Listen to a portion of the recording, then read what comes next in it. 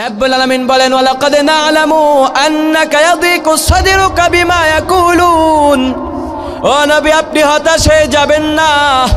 কাফের আর মুশরিকরা আপনাকে যে ছোট করার জন্য বিভিন্ন ভাবে কথা বলে, আপনাকে কটাক্ষ করার চেষ্টা করে, ওগো নবী আপনি ভাববেন না আল্লাহ মনে হয় কিছু জানে না, কিন্তু আমি আল্লাহ আরশে আজিম থেকে ঘোষণা করে দিলাম রে নবী, ওয়ালাকাদ না'লাম, নিশ্চয় আমি আল্লাহ সবটা জানি।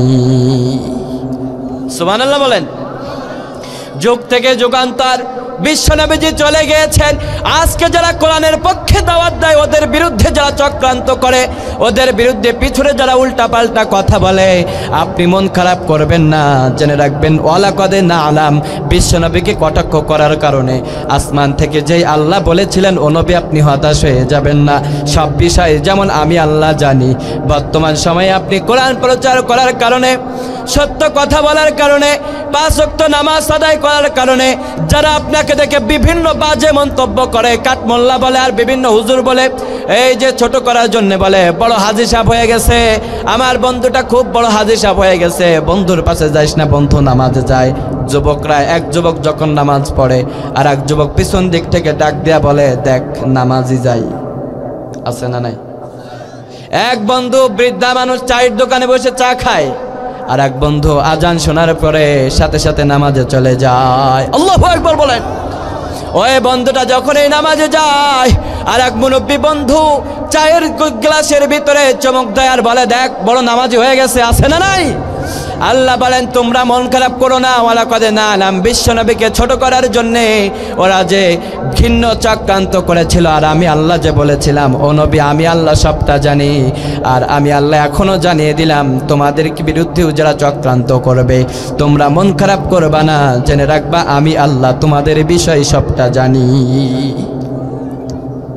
সুবহানাল্লাহ। আস্তে কম। আমার কথা কি বুঝতে পেরেছেন?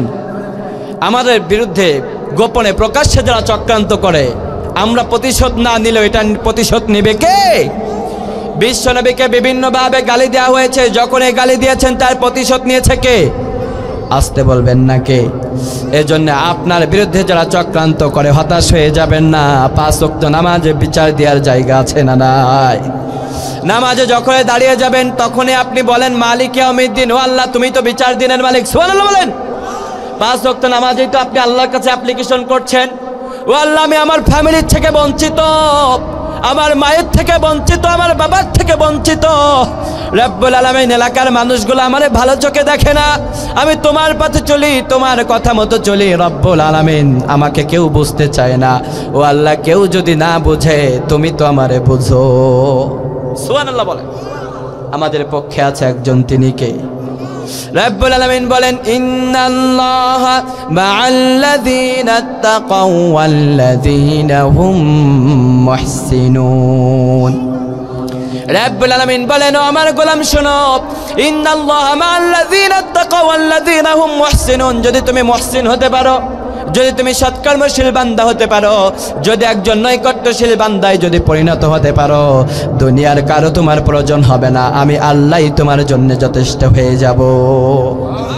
আল্লাহ যার পক্ষে থাকে দুনিয়ার কারো আর প্রয়োজন আছে নাকি? আল্লাহকে যারা বেসেছে ভালো, দুঃখ কি আর তাদের থাকতে পারে, হতাশা কি আর তাদের থাকতে পারে, ঠিক না? আমাদের কোনো দুঃখ আছে নাকি? আমাদের দুঃখটাকে নিরাময় করে দিবে কে? আওয়াজ দিয়ে বলেন না কে? আপনি যত দুঃখে থাকেন, কষ্টে থাকেন, তাহাজ্জুদের নামাজে দাঁড়িয়ে আল্লাহর কাছে মনটা খুলে শেয়ার করে দেখেন না।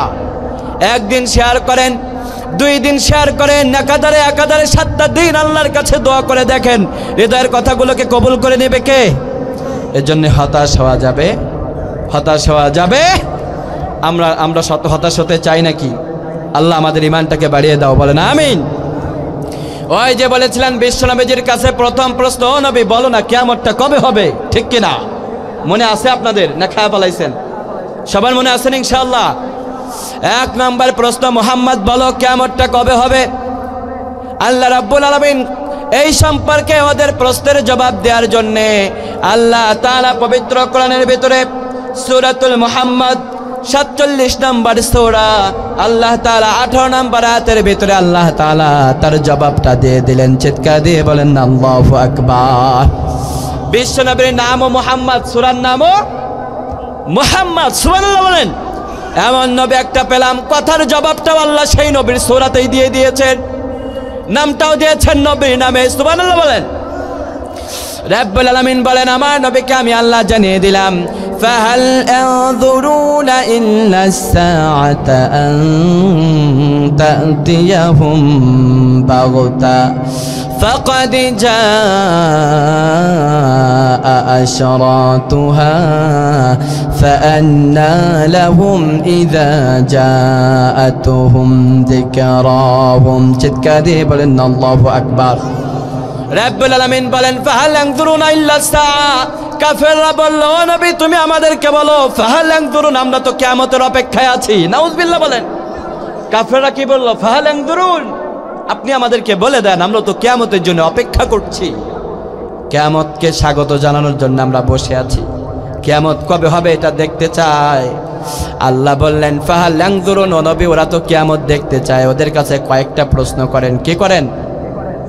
কয়েকটা প্রশ্ন করেন। আর এই প্রশ্নগুলোকে আল্লাহ তাআলা একই আয়াতের ভিতরে দিয়েছেন। সুবহানাল্লাহ বলেন। আপনাদেরকে এই প্রশ্নের জবাব দেওয়ার জন্য অন্য কোথাও যেতে হবে না। সূরাতুল মুহাম্মদ আয়াত নম্বর 18, এই 18 নম্বর আয়াতের ভিতরে আল্লাহ সুবহানাহু ওয়া তাআলা খুবই চমৎকারভাবে, সূক্ষ্মভাবে এই প্রশ্নের জবাবগুলো আমাদেরকে দিয়ে দিয়েছে। সুবহানাল্লাহ বলেন।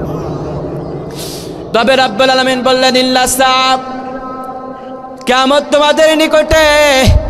আর রব্বুল আলামিন আমাদেরকে জানালেন, ইকতারাবা লিন-নাসি হিসাবুহুম ওয়া হুম ফি গাফলাতিন মুরিদুন।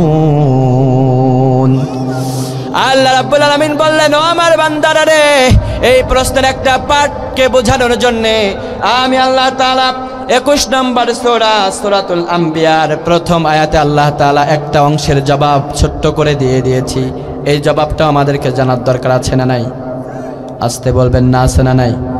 একসাথে বলেন না আছে না নাই? রব্বুল আলামিন বললেন, শোনো, ওরা তো বলে কিয়ামতের অপেক্ষা করছে, ওদের কাছে প্রথম প্রশ্ন করো, ইকতারাবা লিন-নাসি হিসাবুহুম, কিয়ামত তো তোমাদের নিকটে চলে এসেছে, হিসাব নিকাশের সময় তো নিকটে চলে এসেছে।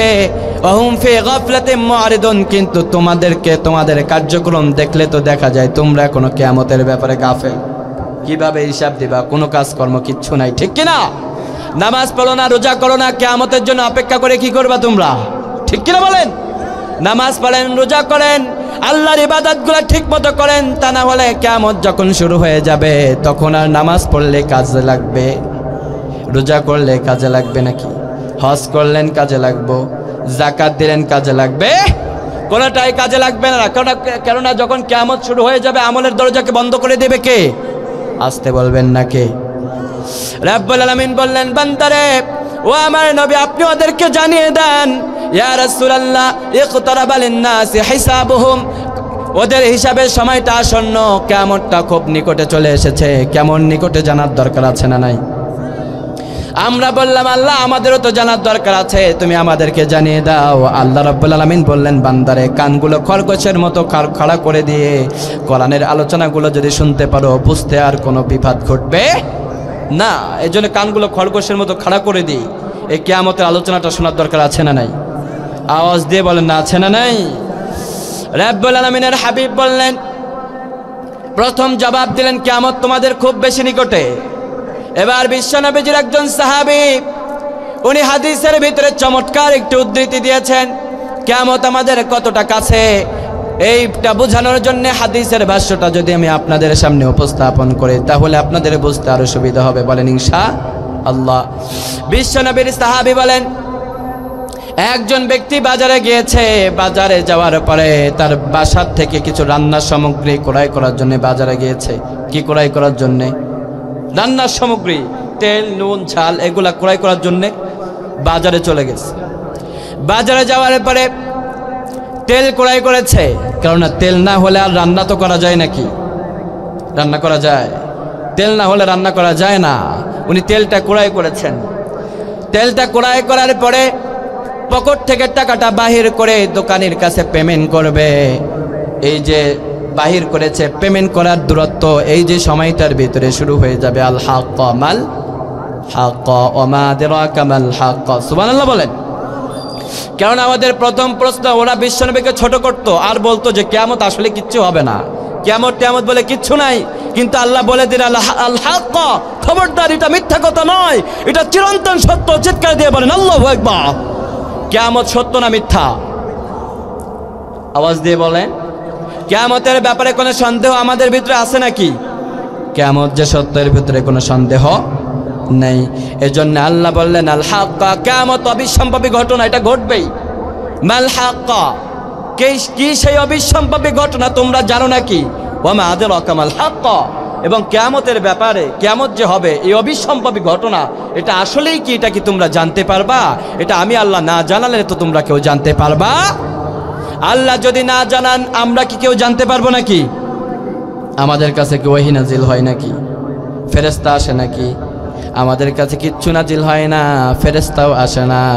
এজন্য আল্লাহ রাব্বুল আলামিন বললেন আমার বান্দারে, আমি আল্লাহই তো তোমাদের সৃষ্টি করেছি, আর আল্লামাল ইনসান, আমি আল্লাহই তো তোমাদেরকে জ্ঞান দান করেছি,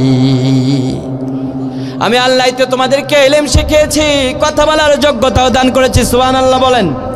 এজন্য কিয়ামতের ব্যাপারে আমাদেরকে জানাবে কে? আসতে বলকেন কেন? জোরে বলেন না কে? এই জন্য আল্লাহর হাবিব বললেন কিয়ামতের অপেক্ষা করে লাভ নাই, কারণ আনতাতিয়াহুম বাগতা, হঠাৎ করে কিয়ামত একদিন তোমাদের সামনে এসে হাজির হয়ে যাবে। সুবহানাল্লাহ বলেন। প্রথম জবাব আল্লাহর হাবিব দিলেন, এক নম্বর জবাব ছিল যে ইকতারাবা লিন-নাসি হিসাবুহুম, এই যে কিয়ামত করে তোমরা বসে আছো, আসলে কিয়ামত তোমাদের খুব নিকটে চলে এসেছে। সুবহানাল্লাহ বলেন। দ্বিতীয় নাম্বার জবাব আল্লাহর হাবিব কাফেরদেরকে দিলেন, আনতাতিয়াহুম বাগতা, কিয়ামতের যে অপেক্ষা করছো, কিয়ামত হঠাৎ করে একদিন তোমাদের সামনে এসে হাজির হয়ে যাবে। আল্লাহু আকবার বলেন। কিয়ামত হঠাৎ করে হাজির হয়ে যাবে, এটা জানানোর কোনো বিষয় নয়। এটা জানলে আপনি নিজেকে সহ্য করতে পারবেন না। ও মেয়ে, আপনার যদি আগামীকাল মৃত্যু হবে এই কথা যদি আপনাকে জানানো হয় যে অমুক দিন আব্দুল রহিমের মৃত্যু হবে, মাইকে যদি ঘোষণা করে দেয়া হয়, ওই দিন তার আর কোনো খাওয়া ঘুম থাকবে না, খালি চিন্তায় থাকবে কখন না জানি মালাকুল মাউত চলে আসে, আমার মৃত্যুটা হয়ে যায়। ফ্যামিলির কাছে সময় দিতে পারবেন না, স্ত্রীকে বলবেন তুমি দূরে সরে যাও, এখন আর তোমার প্রতি কোনো ভালোবাসা নাই, একদিন পরেই তো আমার মৃত্যু হবে, এখন শুধু নামাজ আর নামাজ। ঠিক কিনা বলেন? ছোট ছোট নাতিপুতিগুলা কাছে আসলে আপনি কাছে নেবেন না, কাছেও ডাকবেনও না, কারণ আপনার ভিতরে মৃত্যুর ভয়টা আছে না নাই? এই জন্য রাব্বুল আলামিন বললেন হুয়াল্লাযী খালাকাকুম মিন তিনিন সুম্মা কাদা আজালা ওয়া আজালুম মুসাম্মা ইনদাহু সুম্মা আনতুম তামতারুন। রাব্বুল আলামিন বললেন ওয়া আজালুম মুসাম্মা ইনদাহ, ও আমার গোলাম রে, তোমাদেরকে ছোট্ট একটা হায়াত দিয়ে আমি আল্লাহ প্রেরণ করেছি। সুম্মা কদা আজালা, এজন্য আপনিও বেঁচে আছেন, আমিও বেঁচে আছি, কারণ আমাদের হায়াতটা এখন রেখেছে কে? জোরে বলেন না, হায়াত রেখেছে কে? সুম্মা কদা আজালা, এজন্য আপনিও জীবিত, আমিও জীবিত, আমি কথা বলতে পারছি আর আপনি শুনতেও পারছেন, ঠিক কিনা? আল্লাহ বললেন ও আজালুম মুসাম্মা ইনদাহ, আর একটা সময় আমার কাছে বাধা আছে, একটা সময় আমার কাছে সিলেক্টেড করা আছে, ওই সময়টা যখনই হয়ে যাবে তখন তুমি আর কথা বলতে পারবা না। জাকারিয়া সিদ্দিকী, তুমি এখানে বসে মাহফিল করতে পারবা না, শ্রোতা ভাইয়েরা আপনারা শুনতে পারবেন না, কেননা যখনই মৃত্যুর সময় হয়ে যাবে, 1 মিনিট দেরিতে আপনার মৃত্যু হবে না, 1 মিনিট আগেও হবে না। যখন এই মৃত্যুর সময় হয়ে যাবে, মালাকুল মাউত এসে বলবে চলো এবার আল্লাহর কাছে দেখা করতে যাই, ঠিক কিনা? এই জন্য ভালো মানুষ, যুবক রক্ত গরম, রাত্রে ঘুমিয়েছে ভালো, কিন্তু সকালে উঠে মা ডাকে কিন্তু ঘুম থেকে আর উঠে না, ঠিক কিনা বলেন? জলজন্ত মানুষটা মৃত্যুর কোলে ঢলে পড়ে, মুহূর্তেই তার প্রাণটা বের হয়ে যায়, কেননা মৃত্যুর কথা কেউ জানে না, জানে কে?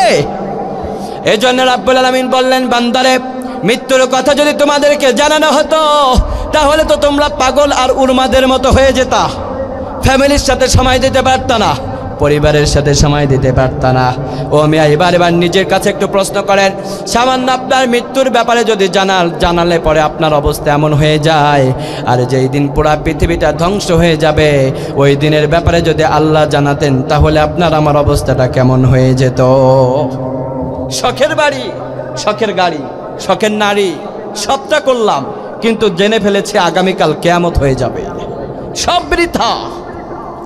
সন্তানকে পাঠিয়ে দিবেন, বাবা যাও শহরে চলে যাও, ঢাকাতে যাও, যত টাকা লাগে তা খরচ করে যাও, 10টা ফ্ল্যাট আছে বিক্রয় করে বাসায় আসো, কেননা আগামী মাসের 1ম তারিখেই কিয়ামত শুরু হয়ে যাবে। আর এই ফ্ল্যাট কাজে লাগবে না, আইফোনটা বিক্রি করে দাও, আই ট্যাপটা ফেলে দাও, এগুলার কাজে আসবে না, 1 মাস তো সময় আছে পৃথিবীর, ঠিক কিনা? মুরব্বীরা যারা আছেন, এখান থেকে অনেক বছর আগে নাসার থেকে একটা গবেষণা চিঠি এসেছিল যে এই অচিরেই পৃথিবীর ভিতরে একটা সৌরমণ্ডল থেকে একটা বিশাল গ্রহাণু আমাদের উপরে আঘাত আনার কারণে আমাদের পৃথিবীটা ধ্বংস হয়ে যেতে পারে। ওই সময় আমি মুরব্বীদের কাছে শুনেছি, দাদুদের কাছে শুনেছি, মানুষের অবস্থা এমন হয়েছে সব কিছু বেচা কিনা বলে সব খেয়ে ফেল, আর কিছু লাগবে না। মুরব্বীরা আছেন না, এগুলি শুনছেন না, অনেকেই দেখছেন না? ও মিয়া, সামান্য একটা গুজবের কারণে মানুষের অবস্থা যদি নাস্তানাবুদ হয়ে যায়, আর স্বয়ং আল্লাহ পাকের থেকে যদি তথ্য দেওয়া হয় কিয়ামত হয়ে যাবে, তখন আপনার আমার অবস্থা কেমন হবে? পাগল আর উন্মাদের মতো হয়ে যাবে, ঠিক কিনা? 1 ঘন্টা বেঁচে থাকতে পারবেন না, যুবকগুলা স্কুলে যেতে পারবে না, ইউনিভার্সিটিতে যেতে পারবে না। আরে কিসের ইউনিভার্সিটিতে? কিয়ামত হয়ে গেলে পড়াশোনা করে কি করুন, ঠিক কিনা বলেন? এই জন্য যুবকরা ভালো হয়ে যাও, কিয়ামত কিন্তু নিকটে। এখন আর প্রেম টেম চলবে না, ডাইরেক্ট বিয়ে। রাজি আসেননি? যুবকরা খুশি খুব না? শীতের সময় অনেক কষ্ট হয় মনে হয়, হ্যাঁ? আলহামদুলিল্লাহ, কষ্ট আরো বাড়বো যদি নামাজ না পড়ো। 5 ওয়াক্ত নামাজ পড়বা, বাবারা বুঝে যাবে এই সন্তানের বিয়ের বয়স হয়েছে, এখন বিয়ে দিতে হবে। যার ভিতরে নামাজ নাই আর চরিত্র নাই, ঠিক কিনা? নামাজ হচ্ছে চরিত্রের সার্টিফিকেট। বিশ্বনবীকে আল্লাহ বললেন, যেই ব্যক্তিটা মসজিদে যায় আপনি তাকে বলে দেন ওই ব্যক্তিটা মুমিন। সুবহানাল্লাহ বলেন। ইন্নামা ইয়ামুরু মাসাজিদাল্লাহ মান আমানা বিল্লাহি ওয়াল ইয়াউমিল আখির, যে আখিরাতের প্রতি বিশ্বাস রাখে, কিয়ামতের প্রতি বিশ্বাস রাখে আর নামাজও পড়ে মসজিদে যায়, তাকে আপনি মুমিনের সার্টিফিকেট দিয়ে দেন। সুবহানাল্লাহ। এখন যে যুবক নামাজ পড়ে না, আর কি বিয়া হইব নাকি তাইলে? যুবকরা কথা কয় না, দেখছেন নি? এবার ওদের বাস ঢুকছে। কি যুবকরা নামাজ পড়তে রাজি আছেন? ইনশাআল্লাহ 5 ওয়াক্ত নামাজ, 1 ওয়াক্ত ছেড়ে দিব না ইনশাআল্লাহ। যুবকরা যদি নামাজি হয়ে যায়, বাবাগুলাও নামাজি হয়ে যাবে। যুবকরা নামাজি হয়ে গেলে তার ছোট্ট ছোট্ট ভাইগুলা নামাজি হয়ে যাবে। যুবকরা যদি নামাজি হয়ে যায়, আল্লাহ বলছেন ইন্নাস সালাতা তানহা আনিল ফাহশাই ওয়াল মুনকার। যুবক নামাজি হয়ে গেলে তার ভিতরে অশ্লীলতা থাকবে না, ঠিক কিনা? যুবকরা নামাজি হয়ে গেলে ওই যুবকের ফোনে বিহায়পনা থাকবে না, ওই যুবকের ভিতরে ওই বিহায়পনা, ডিজিটাল গান বাজনা, ডিজে, এগুলো থাকবে না, ঠিক কিনা? ওর ভিতরে আজহারি সাহেবের মাহফিল থাকবে, কোরআনের পাখি আল্লামা সাঈদীর মাহফিল থাকবে, ঠিক কিনা? কোরআনের তেলাওয়াত শুনে ওদের সকাল হবে, আর সূর্য অস্ত্রটা ওদের নামাজের মাধ্যমে হয়ে যাবে, ঠিক কিনা বলেন? কারণ যাদের ভিতরে নামাজ আছে, অশ্লীলতা তাদের ভিতরে থাকে নাকি? আর আসতে বলেন, থাকে নাকি? এই জন্য যুবকরা যারা আছেন, মেয়ের বাপের কাছ থেকে যদি সার্টিফিকেট নিতে চান, আগে নামাজ। কি মেয়ের বাপ এখানে নাই অনেকে? আলহামদুলিল্লাহ বলেন। এই যুবকরা, তোমাদের সুযোগ করে দিচ্ছি তো আমি। 5 ওয়াক্ত নামাজ পড়বা, টাকার প্রয়োজন না, এমনি বিয়ে হয়ে যাবে ইনশাআল্লাহ। তাহাজ্জুদের নামাজ, যারে ভালোবাসো ওর নামটা উল্লেখ করে আল্লাহর কাছে দোয়া করবা যে আল্লাহ তুমি মিলাইয়া দাও, হারাম সম্পর্কের ভিতরে থাকবো না। রাজি আছেন ইনশাআল্লাহ? হারামকে আমরা না বলে দিব, হারামকে কি বলবো? না, হারামের সাথে আমাদের কোনো সম্পর্ক। কাউরে পছন্দ হইলে দোয়া করবা কার কাছে? কিন্তু নিজেরও কিছু কাজ করার দরকার আছে না নাই? কাম টাম কিচ্ছু নাই, সারাদিন টোটো কোম্পানির ম্যানেজার, একবার এই এলাকা একবার ওই এলাকা, ঠিক কিনা? আর বন্ধু কিছু আছে আজাইরা, এগুলারে বলে তুই এখানে দাঁড়া, তুই ওইখানে দাঁড়া, আমি এখানে কথা বলি, কেউ আসলে আমাদের জানাইস। আছে না নাই? শীতকালে এগুলো আবার বাড়বো বেশি। যুবকরা এইসব অশ্লীল কাজকর্ম করবা, বিয়ের সময় মেয়ের বাপ খোঁজ নিয়ে যদি দেখে যে ওই মেয়ের সাথে তোমার সম্পর্ক ছিল, এই মেয়ের সাথে সম্পর্ক ছিল, তোমার বিয়ে আর হইতো না, আজীবন সিঙ্গেলেই থাকতে হইব, ঠিক নেই? এই জন্য কোনো হারাম সম্পর্কের সাথে আমরা থাকতে চাই না। ইসলাম সুন্দর, তাই আমরা সুন্দরের ভিতরে থাকবো ইনশাআল্লাহ। আল্লাহ। 5 ওয়াক্ত নামাজ পড়লে চরিত্রবান বানিয়ে দেবে কে? আওয়াজ দিয়ে বলেন না কে? যাদের এলাকার ভিতরে এরকম কম বয়সী সভাপতি থাকে, যাদের এলাকার ভিতরে এরকম মুরব্বীরা থাকে, সম্মানিত মানুষ থাকে, এইখানে কোনো যুবকরা তো আবিয়াত্তা থাকতে পারে না, ঠিক কিনা? যুবকরা নামাজ পড়বা, বিয়ের দায়িত্ব আমাদের সভাপতির কাঁধে উঠে যাবে ইনশাআল্লাহ। রাজি আছেননি? আল্লাহ কবুল করুক, সবাই বলেন আমিন। রাগ করতেছেন নাকি? যুবকরা আমাদের শক্তি, যুবকরা পথ হারালে পথ হারাবে বাংলাদেশ।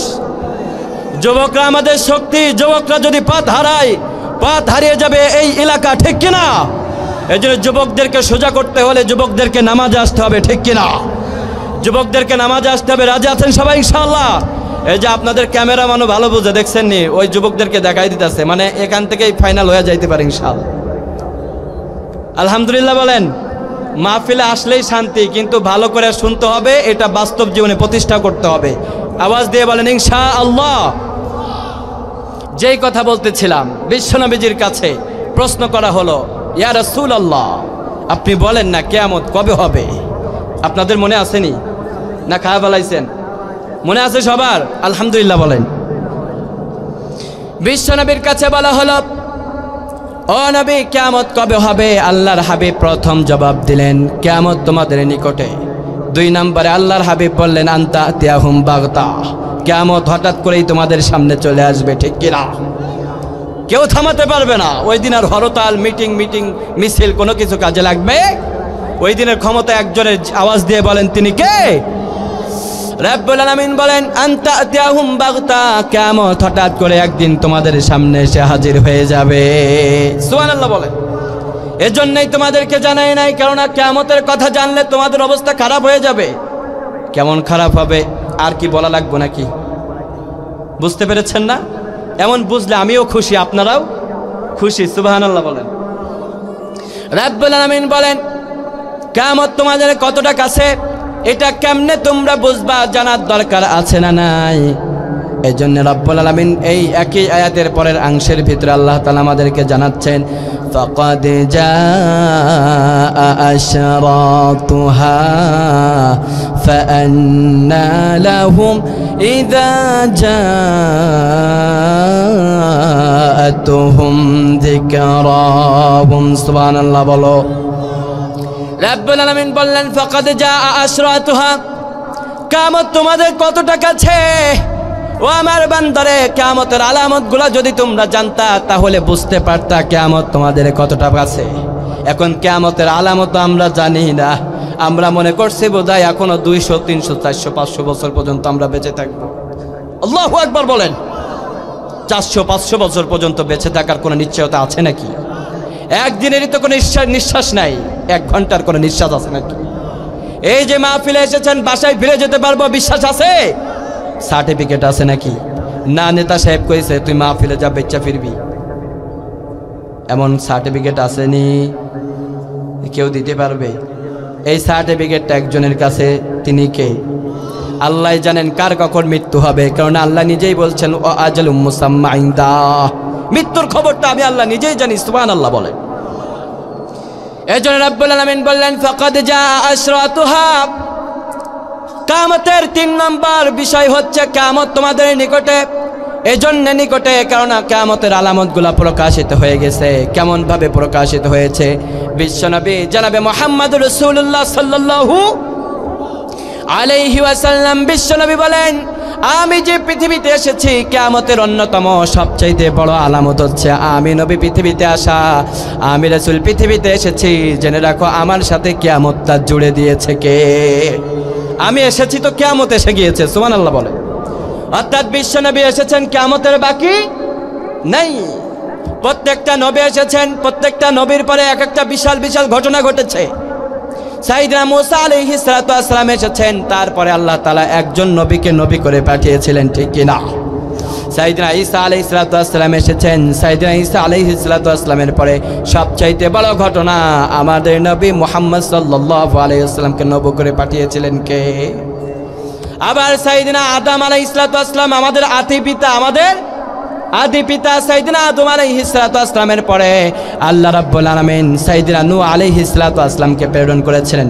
সাইয়েদনা নূহ আলাইহিস সালাতু ওয়াসসালামের আগে সাইয়েদনা আদম আলাইহিস সালাতু ওয়াসসালামের পরে পৃথিবীর সবচেয়ে বড় ঘটনা ছিল সাইয়েদনা নূহ আলাইহিস সালাতু ওয়াসসালাম প্রেরিত হওয়া, ঠিক কি না?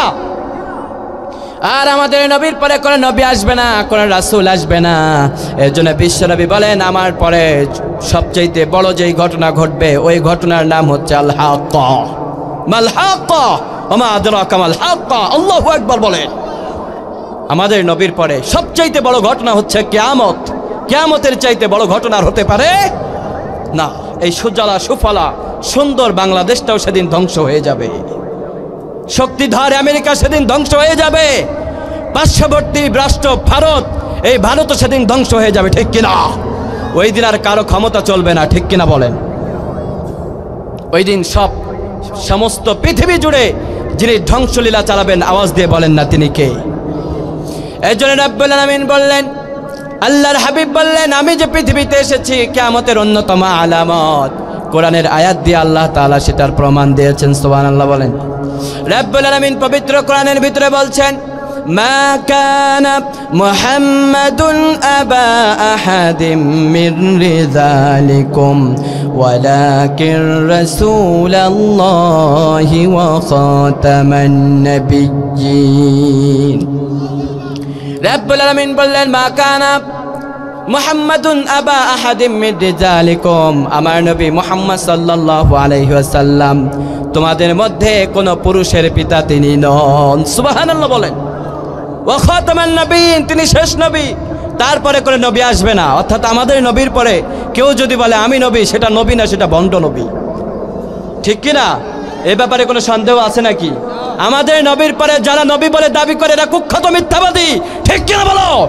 আমাদের নবীর পরে বাংলার জমিনে কেউ যদি নবী বলে দাবি করে ওর গালের দাঁত ভেঙে দিতে আমরা কোনো দেরি করব না। আমাদের নবীর পরে আমাদের নবীর বিরুদ্ধে কেউ যদি চক্রান্ত করে বাংলার জমিনেও তাদের কোনো ঠাঁই হতে পারে না, ঠিক কিনা? কারণ এই শাহজালালের পূর্ণভূমিতে কোনো নাস্তিক মাতালদের কোনো চক্রান্ত এই বাংলার জনগণ সহ্য করবে না, ঠিক কিনা বলো? আসাদ নূর এবং এই যে তাসলিমা নাসরিন নাস্তিকগুলা সুযোগ পাইলেই শুধু ফেসবুকে পোস্ট করে আর বলে কাট মোল্লা, হেই মোল্লা, সেই মোল্লা। বেটা, ভারত থেকে কেন বিদেশ থেকে বাংলাদেশ নিয়ে গুজব লুটিয়ে লাভ নাই। বুকের পাটা থাকলে বাংলাদেশে এসে ইসলামের বিরুদ্ধে কথা বল, ঠিক কিনা? বাংলাদেশের মানুষ ইসলামের জন্য জীবন দিতে পারে, বাংলাদেশের মানুষ ইসলামের জন্য রক্ত দিতে পারে।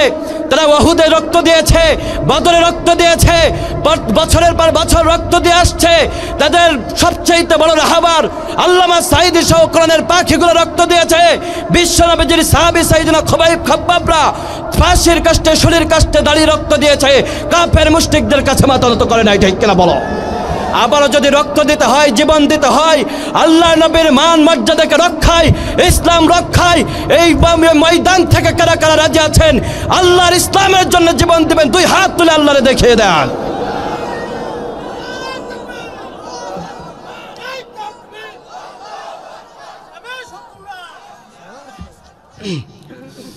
আল্লাহ তাআলা আমাদেরকে যেন কবুল করেন, বলেন আমিন।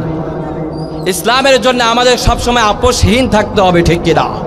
তুমি আমার পিতার বিরুদ্ধে কিছু বলো আমি মেনে নিব, আমার মায়ের বিরুদ্ধে কিছু বলো আমি মেনে নিব, কিন্তু আমার ইসলামের বিরুদ্ধে কিছু বললে কোনো মেনে নেওয়া চলবে না, ঠিক কিনা? আমরা তখন ডিফেন্সে চলে যাব, অফেন্সে চলে যাব।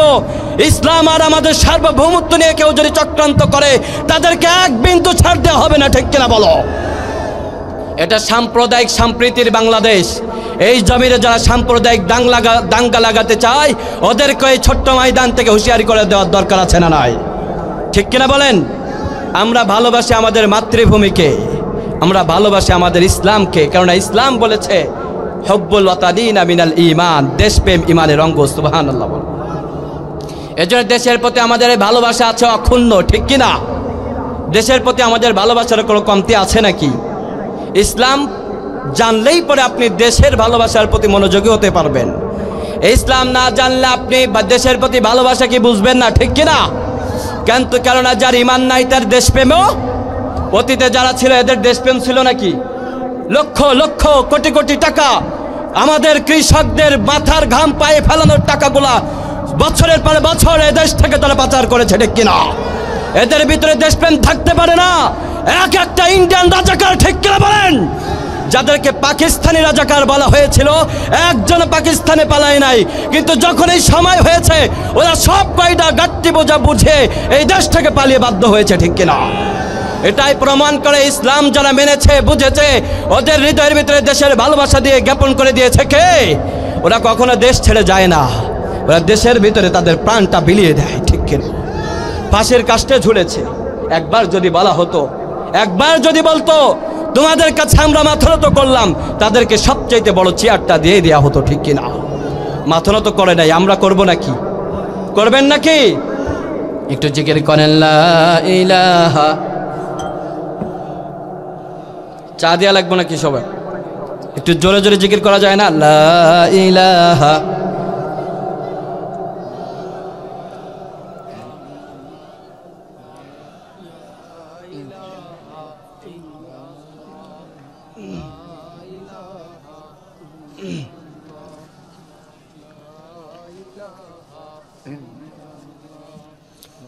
লা ইলাহা লা ইলাহা মুহাম্মাদুর রাসূলুল্লাহ সাল্লাল্লাহু। বিশ্বনবীর কাছে বলা হলো, ওই যে কিয়ামতের প্রশ্ন করছেন, এক নম্বর আল্লাহর হাবিব বললেন, আমি যে পৃথিবীতে আগমন করেছি, কিয়ামতের অন্যতম আলামত হচ্ছে আমি পৃথিবীতে আসা, ঠিক কিনা? আমার নবী বললেন, এরপরে আমি আল্লাহ পাক রব্বুল আলামিন আমি নবীর হাত দ্বারা আরো একটি কিয়ামতের আলামতকে প্রকাশ ঘটিয়েছে, ওটাও জানার দরকার আছে না নাই?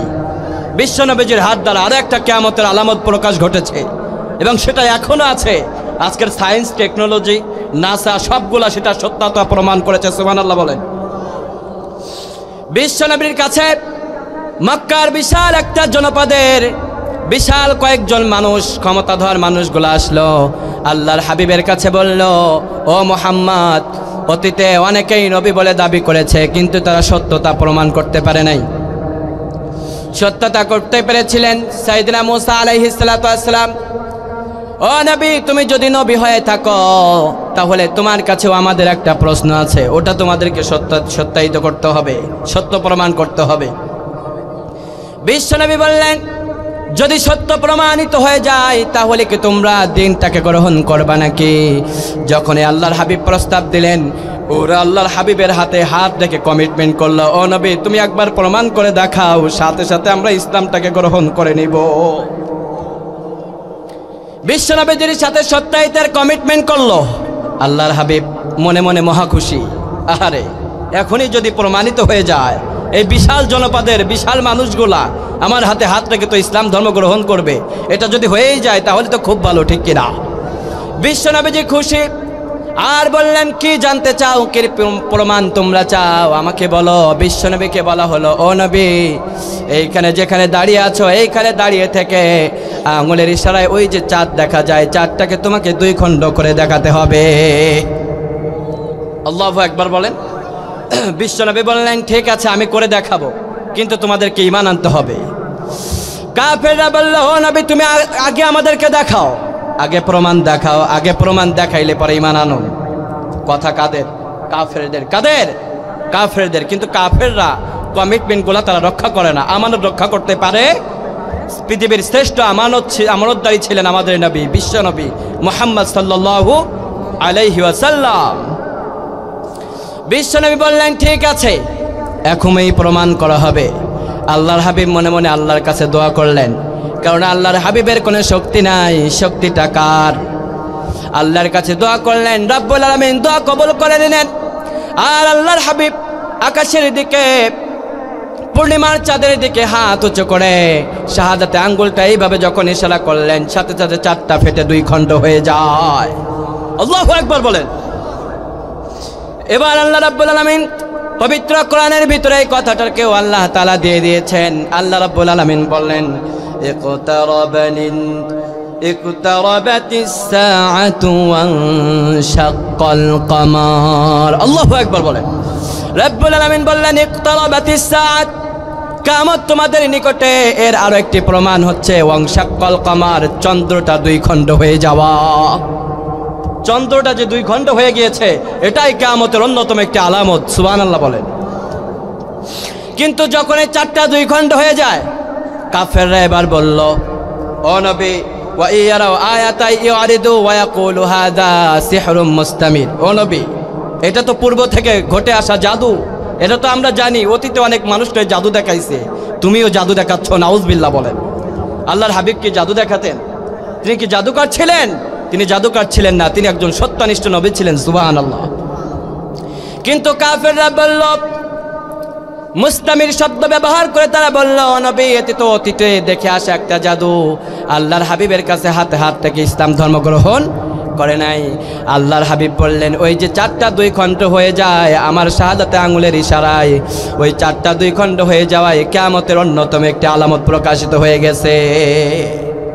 সুবহানাল্লাহ বলেন।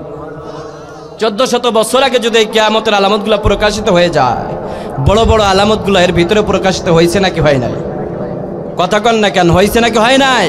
হয়ে গেছে, কিন্তু আমরা জানি না, ঠিক কি না? এমন অনেক আলামত আছে, বলতে বলতে রাত শেষ হয়ে যাবে, আলামতগুলা বলতে শেষ হবে।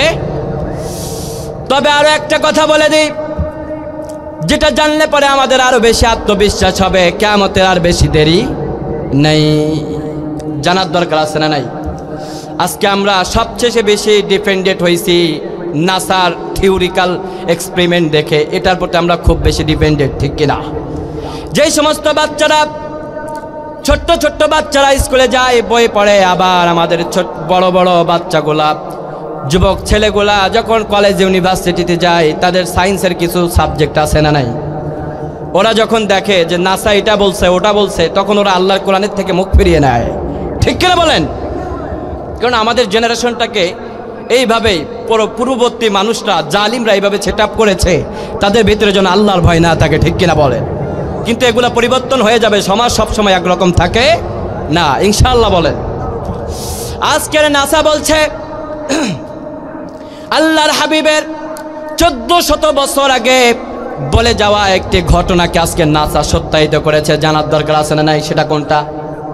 নাসা সেটাকে সত্যায়িত করেছে। আজকে নাসার থেকে রিপোর্ট দেওয়া হয়েছে, আমাদের বাংলাদেশের কয়েকটা মিডিয়া পোর্টালে এটা নিউজ করা হয়েছে।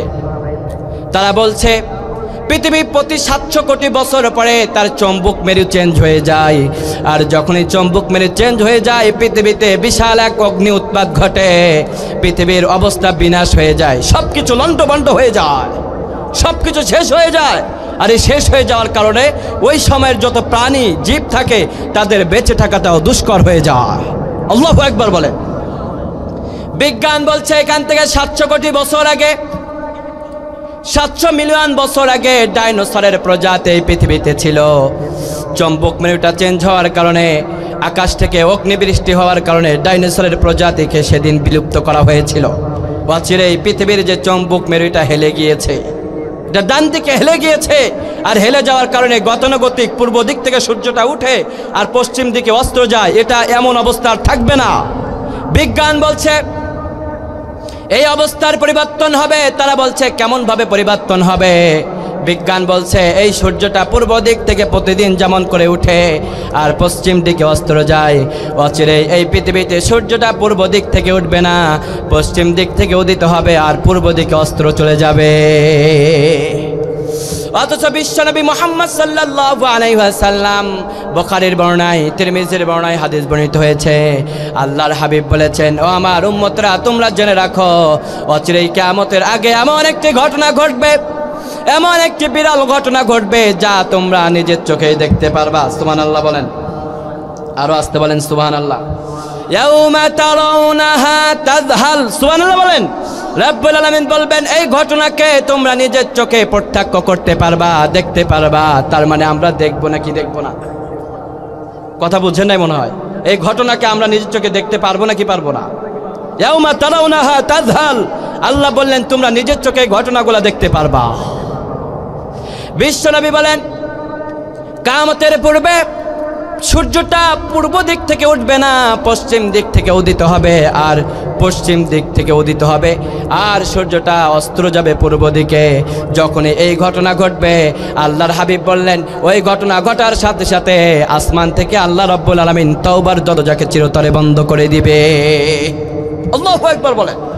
আজকের বিজ্ঞান বলছে অচিরেই পৃথিবীতে এই চৌম্বক মেরু চেঞ্জ হওয়ার কারণে সূর্যটা পূর্ব দিক থেকে উঠবে না, পশ্চিম দিক থেকে উঠবে আর পূর্ব দিকে অস্ত যাবে। আর হাদিসে বিশ্বনবী বলেন যখন সূর্যটা পশ্চিম দিক থেকে উদিত হবে আর পূর্ব দিকে অস্ত যাবে তখন কিয়ামতের আলামত প্রকাশিত হয়ে যাবে। আর যখন এই ঘটনা ঘটবে তখন কোনো মানুষের তওবা কবুল হবে না। ও মিয়া, কিসের অপেক্ষায় বসে আছেন এখন আপনি? কিয়ামত তাহলে আমাদের এই নিকটে না? কতটা নিকটে? আমাদের ঘরের দরজায় কিয়ামত এসে কড়া নাড়ছে, ঠিক কিনা? আল্লাহু আকবার বলেন। এই জন্য কিয়ামতের আরো একটি নাম হচ্ছে জালজালা। সূরাতুল জালজালা, জিলজালের ভিতরে আল্লাহ তাআলা কিয়ামত সম্পর্কে বর্ণনা দিয়েছেন, সুবহানাল্লাহ বলেন। আর জিলজাল শব্দের অর্থ হচ্ছে ঠক ঠক করা। ঘরের দরজায় কোনো মানুষ, অচেনা মানুষ, অপরিচিত আত্মীয় স্বজনরা, পরিচিত মানুষরা যখন আসে ডাইরেক্ট ডাক দেয় না, দরজাতে যে এইভাবে ঠক ঠক করে কয়টা আওয়াজ দেয়, ঠিক কিনা? আল্লাহ রাব্বুল আলামিন বলেন কিয়ামতটা এরকম ঠক ঠক করে আওয়াজ করবে, কিন্তু ওই আওয়াজটা ভয়ঙ্কর আওয়াজ হবে। আল কারিয়া মাল কারিয়া, ওই আওয়াজটা অত্যন্ত ভয়ঙ্কর হবে। সুবহানাল্লাহ বলেন। এবং ওই আওয়াজটা শোনার মতো, সহ্য করার মতো কোনো প্রাণী সেদিন বেঁচে থাকবে না। যখনই কিয়ামতটা কায়েম হবে তখনই মানুষের অবস্থা নাজেহাল, তখনই মানুষের অবস্থা অত্যন্ত ভয়াবহ হয়ে যাবে, ঠিক কিনা বলেন? এই জন্য বিশ্বনবী বলেন কিয়ামত আসার পূর্বে, কিয়ামত আসার পূর্বে কিয়ামতের আলামত তো প্রকাশিত হয়ে গেছে। ফাকাদ জাআ আশরাতুহা ফাআন্না লাহুম ইযা জাআতুহুম যিকরাহুম। চিৎকার দিয়ে বলেন আল্লাহু আকবার। কিয়ামতের আলামত তো প্রকাশিত হয়ে গেছে। ফাকাদ জাআ আশরাতুহা ফাআন্না লাহুম ইযা জাআতুহুম যিকরাহুম। কাফেররা তোমরা শুনে রাখো, কিয়ামত যদি কায়েম হয়ে যায় তখন তো আর নামাজ পড়তে পারবে না, কোরআন মানতে পারবে না, হাদিস মানতে পারবে না, আমি নবীর সুন্নাতগুলো মানতে পারবে না, হজ করতে পারবে না, যাকাত দিতে পারবে না, ঠিক কিনা বলেন? কারণ কিয়ামত যখন কায়েম হবে আমলের দরজাকে বন্ধ করে দেবে কে? এই জন্য বিশ্বনবী বললেন তোমরা কিয়ামতের অপেক্ষায় থেকো না। কাদেরকে বললেন? আপনাদের মনে আছে না? খেয়া ফেলাইছেন। কাদেরকে বলছেন বিশ্বনবী? কাফেরদেরকে বলছেন। ওই যে প্রশ্নের জবাবগুলো দিচ্ছেন মনে আছে আপনাদের? বিশ্বনবী বললেন ফাহাল ইয়ানজুরুন, তোমরা যে বলো কিয়ামতের অপেক্ষা করছো, আসলে কিয়ামতের অপেক্ষায় থেকে লাভ নাই। কিয়ামতের আলামত তো প্রকাশিত হয়ে গেছে। কিয়ামত যদি কায়েম হয়ে যায়, ফাআন্না লাহুম ইযা জাআতুহুম যিকরাহুম, কিয়ামত যদি কায়েম হয়ে যায় তোমরা কিয়ামতের অপেক্ষায় থেকে কি করবা? কারণ তোমরা তো ঈমান আনো নাই, ঠিক কিনা? কিয়ামত আসার পূর্বে ভালো কাজগুলো করো, নামাজ পড়ো, রোজা করো, বিয়েটাও ভালো কাজ, যুবকদেরকে বিয়ে দিয়ে দেন, তাহলে সমাজে শান্তি আসবে, ঠিক কিনা বলেন? আল্লাহ আমাদেরকে কবুল করুক, বলেন আমিন। ফাআন্না লাহুম ইযা জাআতুহুম যিকরাহুম, এই আয়াতের অর্থ বুঝে আল্লাহ আমাদের আমল করার তৌফিক দান করো, বলেন আমিন। এবার রব্বুল আলামিনের হাবিব বললেন তোমরা যে কিয়ামতের অপেক্ষায় আছো, ইকতারাবা লিন-নাসি হিসাবুহুম, তোমরা কি জানো না এই হিসাব নিকাশের সময়টা তোমাদের খুব নিকটে চলে এসেছে? অথচ তোমরা বলো কিয়ামতের অপেক্ষা করছো। তোমরা কতটা জাহেল, মূর্খ না হলে এই কথা তোমরা বলতে পারতো না। কথাটা কার? আল্লাহু আকবার। বিশ্বনবী তিরমিজির বর্ণনা একটি হাদিস বর্ণনা করেছেন, জানার দরকার আছে না নাই? এটা খুবই ভয়ঙ্কর হাদিস, যে হাদিসের ভিতরে আল্লাহর হাবিব আমাদেরকে ধমক দিয়েছেন। ও মিয়া, আমোদ ফুটতে লাগতেছে, কিয়ামতের কথা শুনে খারাপ লাগে, ঘুম পায়? এবার যে হাদিসটি বলতে যাচ্ছে, হাদিসটা শুনলে আর ঘুম পাবে না, ঘুমটা চোখ থেকে বিতাড়িত হয়ে যাবে। খুবই ভয়ঙ্কর হাদিস। বিশ্বনবী বলেন কিয়ামতের ময়দানে বনি আদমকে আল্লাহ রাব্বুল আলামিন 5টি প্রশ্নের জবাব চাইবেন। 5টি প্রশ্ন করা হবে, আর এই 5টি প্রশ্নের জবাব না দেওয়া পর্যন্ত কোনো আদম সন্তান একটি পাও সে সামনে আগাতে পারবে না। সেদিন স্টপ হয়ে যাবেন আপনি, কেননা ওই দিনের শুধুমাত্র আল্লাহর ক্ষমতা চলবে, আল্লাহর কথাই আমাদেরকে চলতে হবে, ঠিক কিনা? দুনিয়ার কোনো মানুষের ক্ষমতা সেদিন চলবে না। রব্বুল আলামিনের হাবিব বলছেন 5টা প্রশ্নের জবাব না দেওয়া পর্যন্ত কোন বনি আদম একটি পা উঠিয়ে সামনে দিতে পারবে না। 1 নম্বর প্রশ্ন করা হবে, তোমাকে যে আল্লাহ রাব্বুল আলামিন সুন্দর একটা জীবন দিয়েছিল, এই জীবনটাকে তুমি কোন রাস্তায় ব্যয় করেছো? জবাব দাও। ও মিয়া, আমাদেরকে একটা জীবন দিয়েছে কে? আওয়াজ দিয়ে বলেন না কেন, কে দিয়েছেন? জীবনের মালিক কে? হায়াতের মালিক কে? এই জন্য যে আল্লাহ জীবন দিয়েছেন, জীবনটা তার জন্যই হতে হবে, ঠিক কিনা? কোনো প্রেমিকার জন্য জীবন দিলে হবে না, তাহলে তুমি জাহান্নামে যাবা, ঠিক কিনা? প্রেমিকা শাখা দিছে বলে বিষ খাইবা, গলায় দড়ি দিবা, জীবনটা বিলাই দিবা, তোমার মতন একজন জাহেল যুবক আর কেউ হতে পারে না, ঠিক কিনা? তুমি গলায় দড়ি দিছো, কয়দিন পরে দেখবা আর একজনের হাত ধরে সে আর এক শ্বশুর বাড়ি চলে গেছে। মাঝে মাঝে যুবকদেরকে একটু সাড়া জাগাতে হয়, ঠিক কিনা? নাহলে আলোচনাটা মজা না, ঠিক নেই? যুবকরা, এর ভিতরে তোমাদের জন্য একটা শিক্ষা আছে। কারোর জন্য জীবন দেওয়া যাবে না, জীবনটা দিতে হবে একজনের জন্য। তিনি কে? আল্লাহর জন্যে। কিন্তু তোমরা তো ঠিকই রাত্রে এই যে মাহফিল শেষ করে যাইবা, যে হুজুরে কইছে নামাজ পড়ো, আজকের থেকে নামাজ শুরু করছি, তোমার ছাড়া কিন্তু আমি বাঁচতাম না, তোমার যদি না পাই আমি পাগল হয়ে যাবো, এই ডায়লগ আছে না নাই? এই যুবকরা কথা কও না, আছে না নাই? এগুলা বলা যাবে না। জীবনটা হবে কার জন্যে? রব্বুল আলামিনের হাবিব 5 ওয়াক্ত নামাজে এই দোয়া করতেন, কুল ইন্না সালাতি ওয়া নুসুকি ওয়া মাহইয়ায়া ওয়া মামাতি লিল্লাহি রাব্বিল আলামিন। কুল ইন্না সালাতি, ও আল্লাহ আমার সালাত, ওয়া নুসুকি আমার কুরবানি, ওয়া মাহইয়ায়া আমার জীবন, ওয়া মামাতি আমার মৃত্যু, লিল্লাহি রাব্বিল আলামিন সবটা আল্লাহ তোমার জন্য দিয়ে দিলাম। কি সুন্দর জবাব! ও আমি আল্লাহর জন্য জীবন দিয়ে দেখেন, দুনিয়ার সব সৌন্দর্য আপনার পায়ে এসে সেজদা করতে থাকবে, ঠিক কিনা? দুনিয়ার জন্য যদি আপনি নিজেকে গড়তে চান, দুনিয়া আপনাকে ধোঁকা দিবে, ঠিক কিনা? কিন্তু আল্লাহর জন্য গড়ে দেখেন না, আল্লাহ কখনো মানুষকে ধোঁকা দেয় না। কত পাপ করেছেন আপনি, কখনো কল্পনা করেছেন? ঘরের দরজা দিয়ে অন্ধকারে পানিতে ডুব দিয়ে কত পাপ করেছেন, অন্যায় করেছেন, দুনিয়ার কেউ জানে না, জানে কে? এই পাপের কথাগুলো যদি আপনার পিতা জানতো, আপনাকে সন্তান বলে পরিচয় দিত না। এই পাপের অন্যায়ের কথাগুলো যদি আপনার মা জানতো, আপনাকে সন্তান বলে পরিচয় দিত না। মুরব্বী বাবারা যারা আছেন, যুবক বয়সে যে আকাম কুকামগুলা করেছেন, কষ্ট নেবেন না, এই কথাগুলো স্মরণ করেন না। একবার ভেবে দেখেন, এই কথাগুলো যদি আপনার নাতি পুতি আপনার সন্তানরা জানতো, আপনাকে বাবা বলে পরিচয় দিত না। মা বোনেরা যারা শুনছেন, আপনারা যত অন্যায় করেছেন, এই পাপের কথা একটু স্মরণ করেন, করে দেখেন না আপনার অবস্থাটা কি হয়। সাইয়েদনা ওমর রাদিয়াল্লাহু তাআলা আনহু উনার এক ভাষণে তিনি বলতেছিলেন, মসজিদে নববীর ভিতরে বসে তিনি বলছিলেন, তুমি কোন কোন ভালো কাজ করেছো, যেই ভালো কাজের কারণে আল্লাহ তোমাকে জান্নাতে দিতে পারে, খাতায় এগুলা লিখতে থাকো। দিন শেষে রাতে যখন ঘুমাতে যান, একটা কাগজ নেবেন আর কলম নেবেন। 10টা ভালো কাজ করেছেন, 5টা খারাপ কাজ করেছেন, একবার মিলিয়ে দেখেন না, খারাপ কাজের তুলনায় ভালো কাজটা কম হয় না বেশি হয়? নিজের অবস্থায় নিজের চোখে সবসময় সরিষার ফুল দেখবেন, ঠিক কিনা? কিন্তু এইগুলা নিজের আত্মসমালোচনা বাদ দিয়ে চায়ের দোকানে যায় কালকে সকালে ধুমায়া সমালোচনা হবে, ঠিক কিনা বলেন? এগুলো আছে না এই সমাজের ভিতরে? এগুলা করা যাবে না। আপনি আর একজনের সমালোচনা করছেন, আপনার সওয়াবগুলো আপনার কাছ থেকে নিয়ে তার আমল নামায় আল্লাহ লিখে দিবে, ঠিক কিনা? এর জন্য ভাইরা আমার, যা করেন না কেন সেটা হতে হবে কার জন্যে? আল্লাহর জন্য হতে হবে। স্ত্রী পুত্র সন্তানের জন্য অনেক করেছেন, মরে যাওয়ার সাথে সাথে ওই স্ত্রী পুত্র সন্তান আপনাকে ছেড়ে দিবে। তারা ইয়াউমা ইয়াফিরুন, মারা যাওয়ার সাথে সাথে আপনার লাশটা দেখে আপনার সন্তান দৌড়ে পালাবে। বাপের সাথে আমি রাত্রে ঘুমাবো না, কেননা বাপ আগে ছিল, এখন সে লাশে পরিণত হয়েছে। কথা কয় না? মায়ার পৃথিবী, স্বপ্নের পৃথিবী, স্বপ্নের বাড়ি, স্বপ্নের পালঙ্গ, সবকিছু ধ্বংস হয়ে যাবে, সব শেষ হয়ে যাবে যদি আল্লাহর জন্য আপনি গড়তে পারেন। যুবকরা কান খুলে শুনো, আল্লাহর জন্য যদি নিজেকে গড়তে পারো, আল্লাহি রব্বিল কাবা, কাবার মালিকের কসম দিয়ে বলছি, আল্লাহর জন্য তুমি গড়ে দেখো, এলাকার সবচাইতে সুন্দর মেয়েটা তোমার বাসায় প্রস্তাব নিয়ে আসবে। কিন্তু তোমরা তো আল্লাহর জন্য গড়ো না, তোমরা গড়ো তোমাদের নিজেদের জন্য। আমার বড় হয়ে চাকরি করতে হবে, বড় হয়ে ব্যারিস্টার হতে হবে, কিন্তু কেউ এটা ভাবে না বড় হয়ে আল্লাহর জন্য, দিন কায়েমের জন্য জীবনটাকে আমি বিলিয়ে দিব, ঠিক কিনা?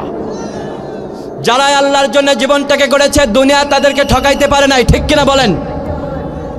আমরা কি ঠকতে চাই নাকি?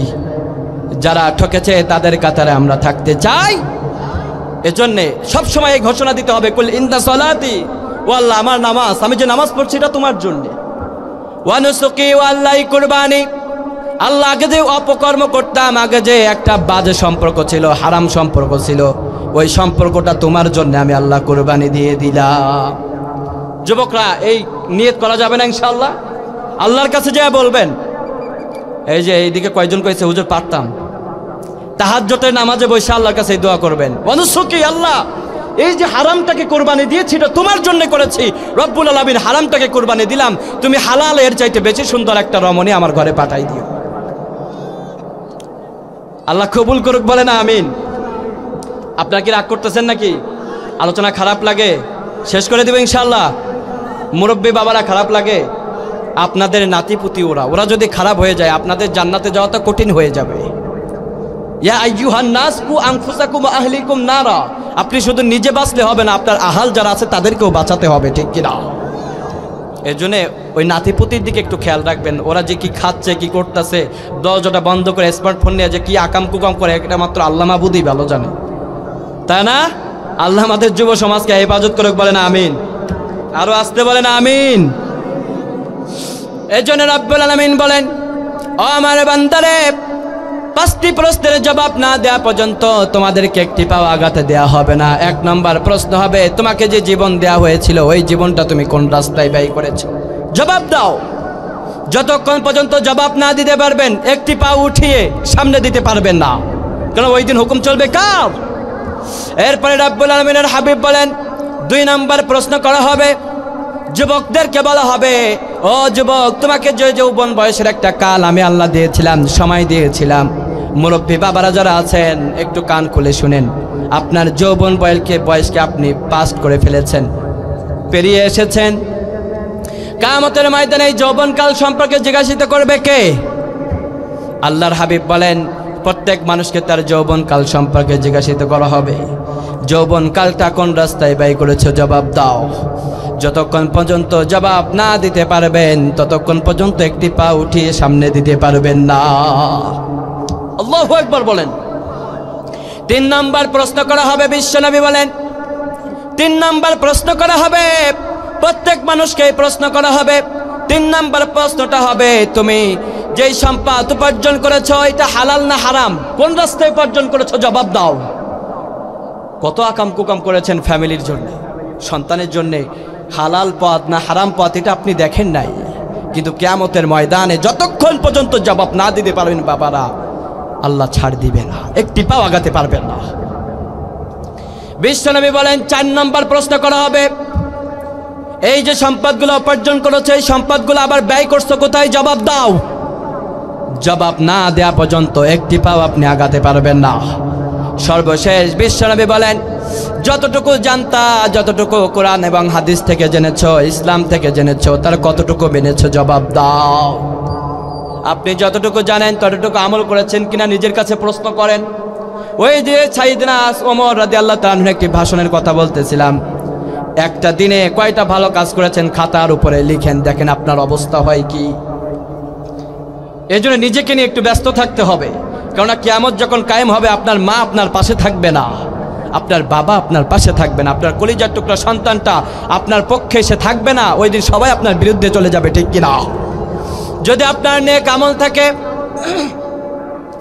ফ্যামিলির সাথে আপনি জান্নাতে যেতে পারবেন, আর যদি আপনার ভিতরে বদকার আমল থাকে ফ্যামিলির সাথে দেখা করার কোনো সুযোগ থাকবে না। এই জন্য সময় থাকতে ভালো কাজ করার দরকার আছে না নাই? আওয়াজ দিয়ে বলেন না, আছে না নাই? এই জন্য রব্বুল আলামিন বলেন, বান্দারে, ওই যে কাফেররা বলেছিল আমার নবীকে, ও নবী তুমি কিয়ামত সম্পর্কে বলো, কারণ কিয়ামত একটা মিথ্যা, কিয়ামত সত্য না। আসলে কিয়ামত বলতে কিচ্ছু হয় না। এবার আপনারা বলেন তো কিয়ামত সত্য না মিথ্যা? কিয়ামতের আলামতগুলো আজকে সায়েন্স নাসা সেটা প্রমাণ করছে, তার মানে এটার দ্বারাও আপনি বুঝতে পেরেছেন 100%, 1000 কোটি কোটি গুণ % সত্য, কিয়ামত সত্য, ঠিক কিনা? এই জন্য রব্বুল আলামিন কাফেরদেরকে বললেন, আল হক, খবরদার এটা মিথ্যা হতে পারে না। কিয়ামত চির সত্য একটি কথা, কিয়ামত কখনো মিথ্যা হতে পারে। আবার রব্বুল আলামিন বললেন, মাল হক, এটা যে সত্য তোমরা কেমনে জানবা?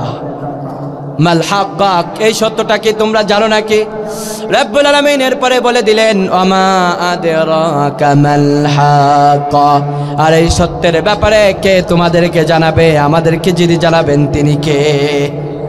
আসতে বলেন কে? রব্বুল আলামিন বললেন আমি আল্লাহই তো তোমাদেরকে জানাবো।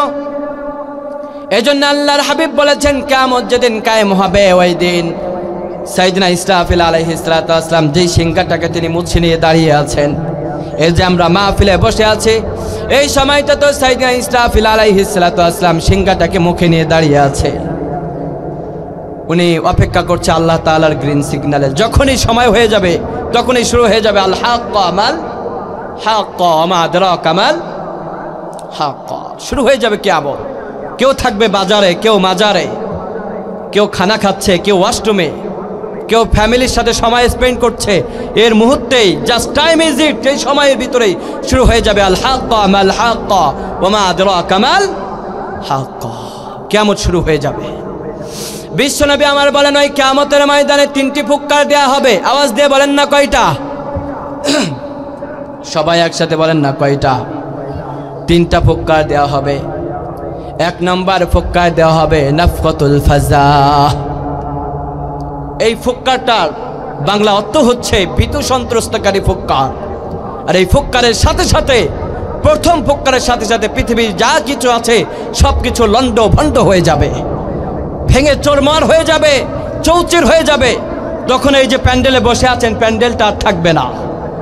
এই যে আপনি বসে আছেন, আমি বসে আছি, এই মুহূর্তেই যদি কিয়ামতটা শুরু হয়ে যায় আপনার অস্তিত্ব বিলীন হয়ে যাবে, আমার অস্তিত্বটাও বিলীন হয়ে যাবে।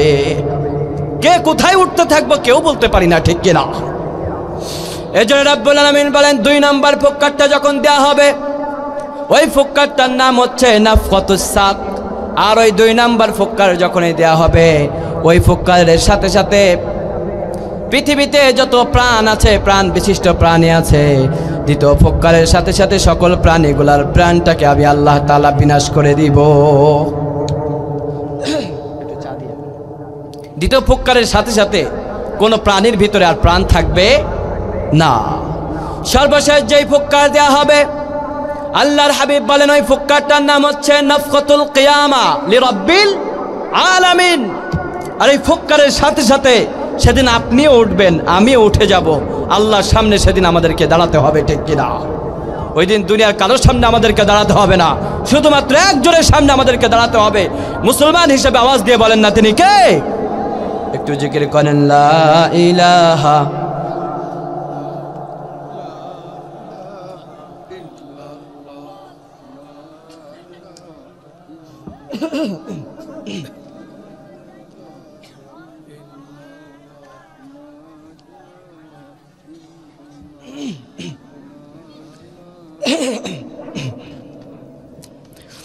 লা ইলাহা ইল্লাল্লাহ,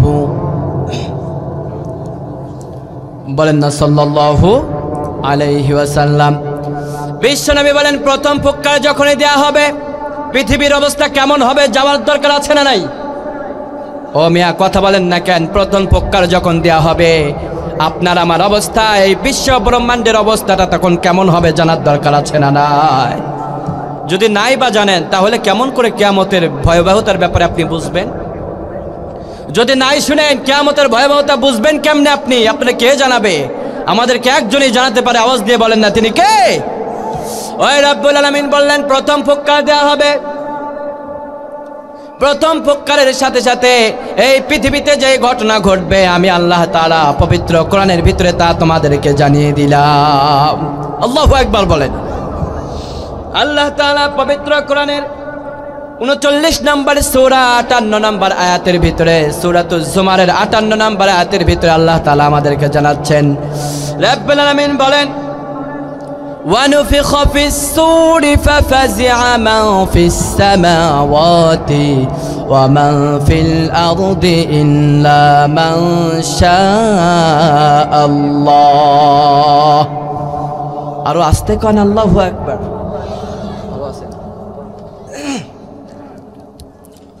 আপনাদের কি খারাপ লাগতেছে? আলোচনা চলবে ইনশাআল্লাহ, ধৈর্য সহকারে শুনবেন ইনশাআল্লাহ। কতক্ষণ? সারা রাত না, কোরআন আছে যতক্ষণ আমরা আছি ইনশাআল্লাহ বলেন। আমি শুনি নাই, আওয়াজ দিয়ে বলেন ইনশাআল্লাহ। আলোচনা শুনতে ভালো লাগে, কোরআনের ভিতরে মজা আছে না নাই? এটা খাবারের মজা না, এটা আধ্যাত্মিক মজা না, এই মজা দিয়ে আল্লাহ আমাদের হৃদয়কে শান্ত করে দেয়, ঠিক কিনা?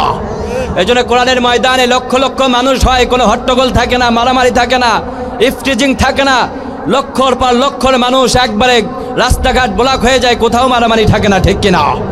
কেননা কোরআন যেখানে থাকে সেখানে শয়তান থাকতে পারে। সুবহানাল্লাহ বলেন। এই জন্য রাব্বুল আলামিন বললেন প্রথম ফুৎকারটা যখন দেয়া হবে, ওই প্রথম ফুৎকারের সাথে সাথে পৃথিবীর অবস্থা কেমন হবে ও আমার বান্দারা খেয়াল করে তোমরা শোনো। এক নম্বরে ওয়ানুফিখা ফিস-সূর, মনোযোগ আছে না গেছে?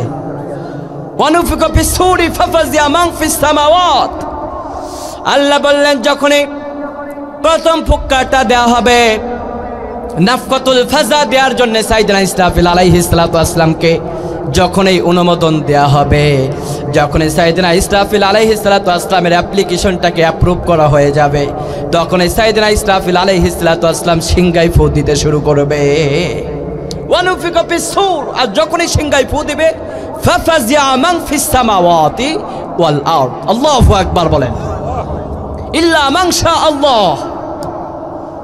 রাব্বুল আলামিন বলেন ফাফাজিয়া মান ফিস-সামাওয়াত, সাথে সাথে আমি আল্লাহ রাব্বুল আলামিন আসমান আর জমিনটাকে, এই বিশ্ব ব্রহ্মাণ্ডটা, এই ইউনিভার্সটা যেই গোলাকার একটা আকৃতি হয়ে আছে, আল্লাহ রাব্বুল আলামিন এইভাবে ধরে এটাকে চিপড়ে দিবেন। আপনারা গোসল করেন না গ্রামে? গোসল করার পরে আপনাদের লুঙ্গি বা গামছা এটাকে ধরে এইভাবে কাপড়টা ধরে আপনারা যে চিপড়ান, এটাকেই আরবিতে বলা হয় ফাফাজিয়া। আর ফাফাজিয়া শব্দের শাব্দিক অর্থ হচ্ছে চিপলানো বা নিংড়ানো। আল্লাহু আকবার বলেন। রাব্বুল আলামিন বললেন ওয়ানুফিখা ফিস-সূরি ফাফাজিয়া, যখনই প্রথম ফুৎকার দেওয়া হবে, আল্লাহ রাব্বুল আলামিন আসমানটাকে এইভাবে হাতের ভিতরে নিয়ে, এই আসমান এবং জমিন, এই পৃথিবীর ব্রহ্মাণ্ড থেকে নাকি এই নক্ষত্রটাকে নিয়ে, এই গ্রহটাকে নিয়ে আল্লাহ রাব্বুল আলামিন এমনভাবে চিপড়াবে, আসমান আর জমিনটা একত্র হয়ে যাবে। ও মিয়া, সেদিন আপনি কোথায় থাকবো? কোথায় আমাদের অস্তিত্ব থাকবে? কোথায় আমাদের পাওয়ার থাকবে? কোথায় আমাদের ক্ষমতা থাকবে?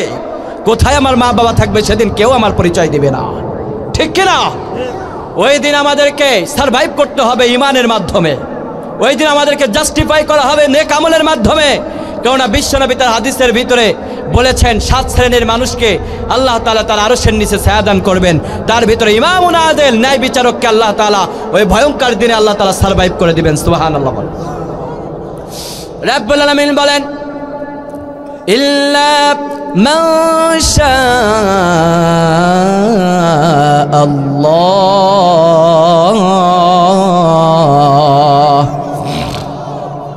আর আস্তে কোন আল্লাহু আকবার।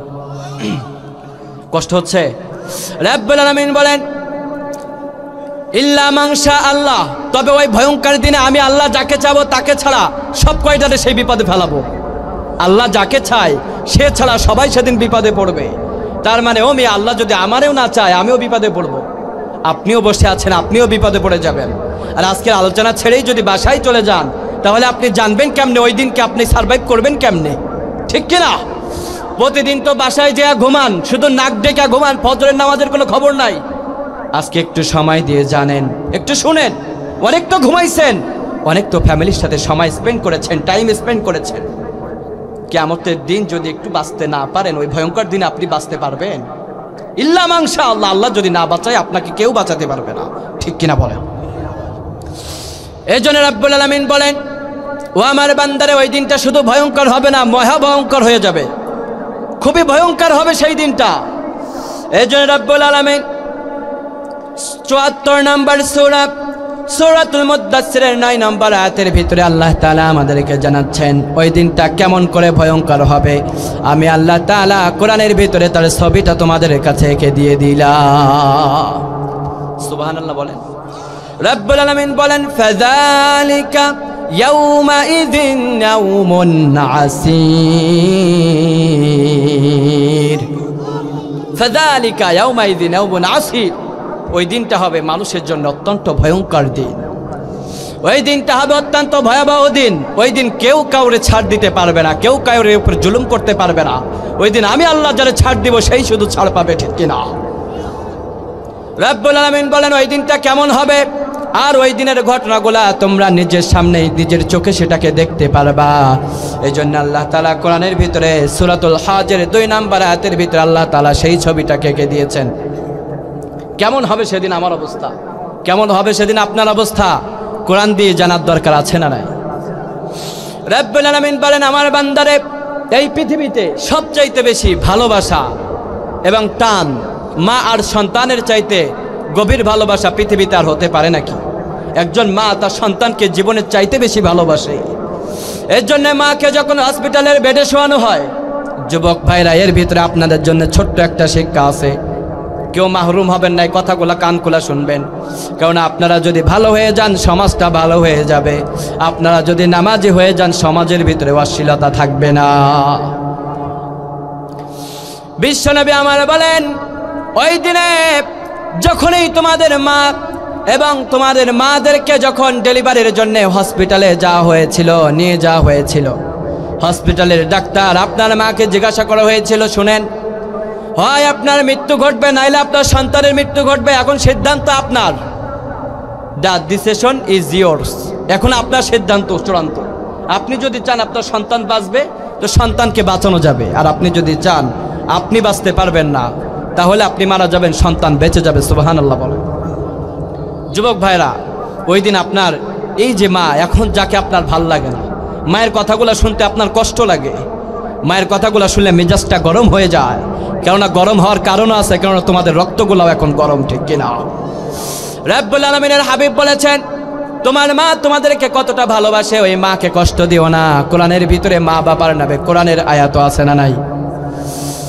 ওই মা ডাক্তারের কাছে সেদিন বলেছিল, না ডাক্তার সাহেব আমি বাঁচতে চাই না, আমি বংশই লিখে দিলাম, আমি সইও করে দিলাম, আমি যদি মারাও যাই আপনার কোনো দোষ নাই, কিন্তু আমার সন্তানটাকে আপনি দুনিয়ার আলোটা দেখায়েন। তখন আপনার বাবাকে ডেকে এক কোনায় রেখে মা সেদিন ওসিয়াত করেছিল। অনেক মার আছে দেখবেন এগুলি করে। মাকে বাবা সেদিন ডেকে বলছিল যে দেখো, আমার জীবনের সবচেয়ে বড় উপার্জন ছিল আমার একটা কোলে ফুটফুটে সুন্দর আমার পরিবারকে আলোকিত করে একটা সন্তান আসবে। আজ হয়তো আল্লাহ সেটা কবুল করেছে, কিন্তু হয়তো আমি তার মুখটা দেখতে পারবো না। আমি তোমার কাছে ওসিয়াত করে যাচ্ছি, আমি যদি মারা যাই আমার সন্তানকে তুমি কখনো কষ্ট দিও না।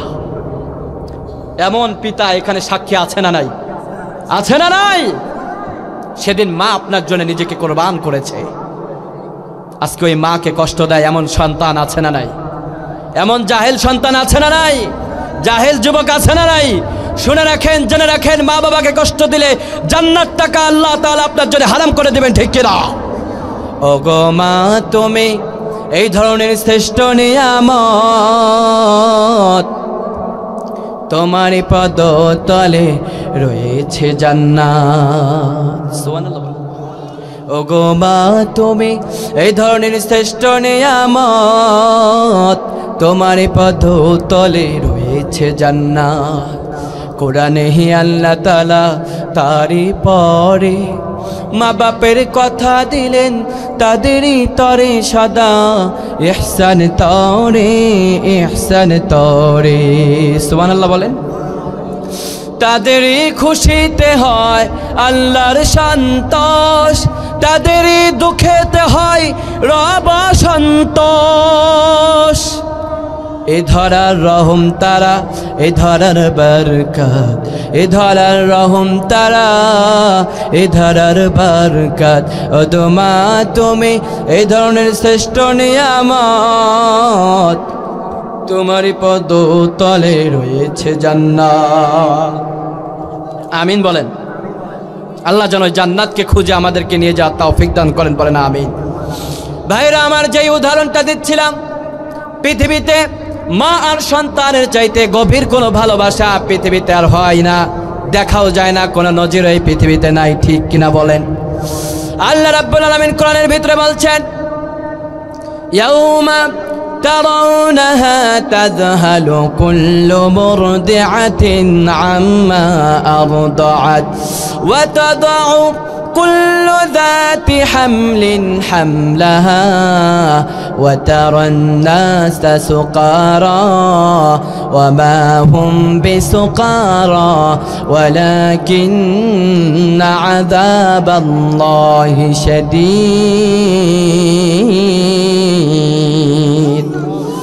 রব্বুল আলামিন বললেন পবিত্র কোরআনের আল্লাহ তাআলা সূরাতুল হজর 2 নম্বর আয়াতের ভিতরে আল্লাহ তাআলা আমাদেরকে জানাচ্ছেন বান্দারে ইয়াউমা তারাউনাহা তাযহালু কুল্লু মুরদিআতিন সেদিন তোমরা এই ঘটনাকে নিজের চোখে দেখবা মা আর ছেলের ভিতরে সন্তানের ভিতরে কত ভালোবাসা ইয়াউমা তারাউনাহা কিন্তু ওই দিন সবটা তোমরা নিজের চোখে দেখবা তাযহাল এবং শুধু তোমরা দেখবাই না ওই ঘটনাগুলো দেখে তোমরা নিজেরাই আশ্চর্য হয়ে যাবা আওয়াজ দিয়ে মুসলমান হিসেবে বলেন না কথাগুলা কার ইয়াউমা তারাউনাহা তাযহাল কিয়ামতের এই প্রলয়ঙ্কর ঘটনা দেখে তোমরা নিজেরা আশ্চর্য হয়ে যাবা তাযহালু কুল্লু মুরদিআতিন আম্মা আরদাআত সুবহানাল্লাহ বলেন রব্বুল আলামিন বলেন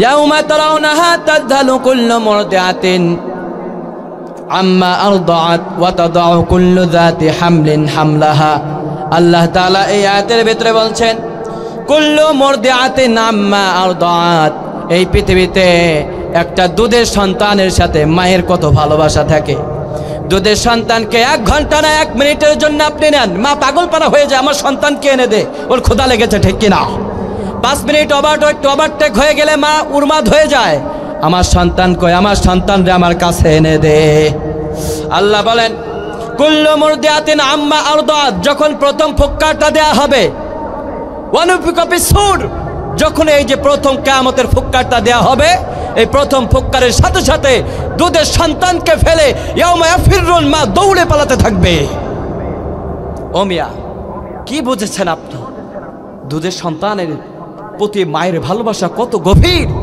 কিন্তু যখন এই কিয়ামতের প্রথম ফুৎকার দেওয়া হবে আল্লাহ বললেন ইয়াউমা ইয়াফিরুন সেদিন মা দুধের সন্তানকে রেখে দৌড়ে পালাতে থাকবে সেদিন যদি দুধের সন্তানকে রেখে মা দৌড়ে পালায় সেদিন কি আপনার আমার ভিতরে সম্পর্ক থাকবে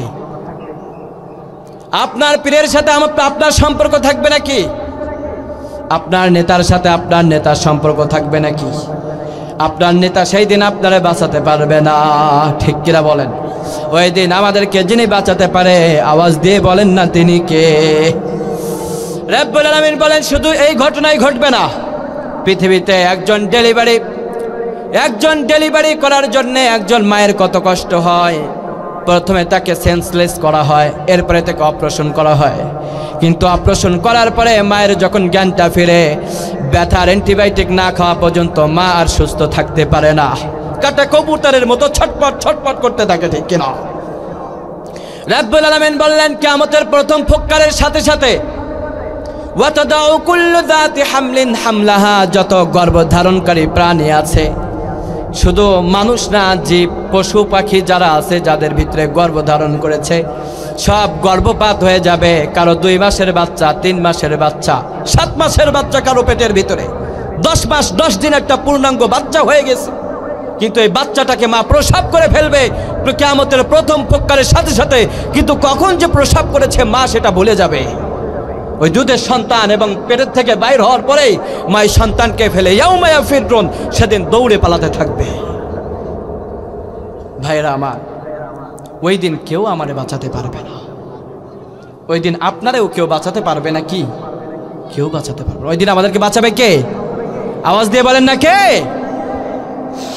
এজন্য রব্বুল আলামিন বললেন ওই যে প্রথম শব্দ দিয়ে আল্লাহ বলছেন ইয়াউমা তারাউনাহা তোমরা সেদিন দেখবা আর পরে শব্দ আল্লাহ বলেন তাযহাল তোমরা অবাক হয়ে যাবা আর আশ্চর্য অবাক হওয়ার পরে তোমরা কিছু কথা বলবা আর আমাদের ওই দিনে যেই কথাগুলো বলবো কোরআনের ভিতরে আল্লাহ সেগুলো সেভ করে দিয়েছেন সুবহানাল্লাহ বলতে পারলেন না কি কৃপণতা করছেন আপনারা আওয়াজ দিয়ে বলেন সুবহানাল্লাহ রব্বুল আলামিন বললেন মা আর সন্তানের এই ঘটনা ঘটবে দুধের সন্তানকে রেখে যখন মা দৌড়ে পালাবে ডেলিভারির ব্যথা ভুলে যখন সেদিন ডেলিভারি হয়ে যাবে মা যখন এই সিচুয়েশনটাকে সারভাইভ করার চেষ্টা করবে না, বরঞ্চ সে নিজের মতো দৌড়ে পালাতে থাকবে।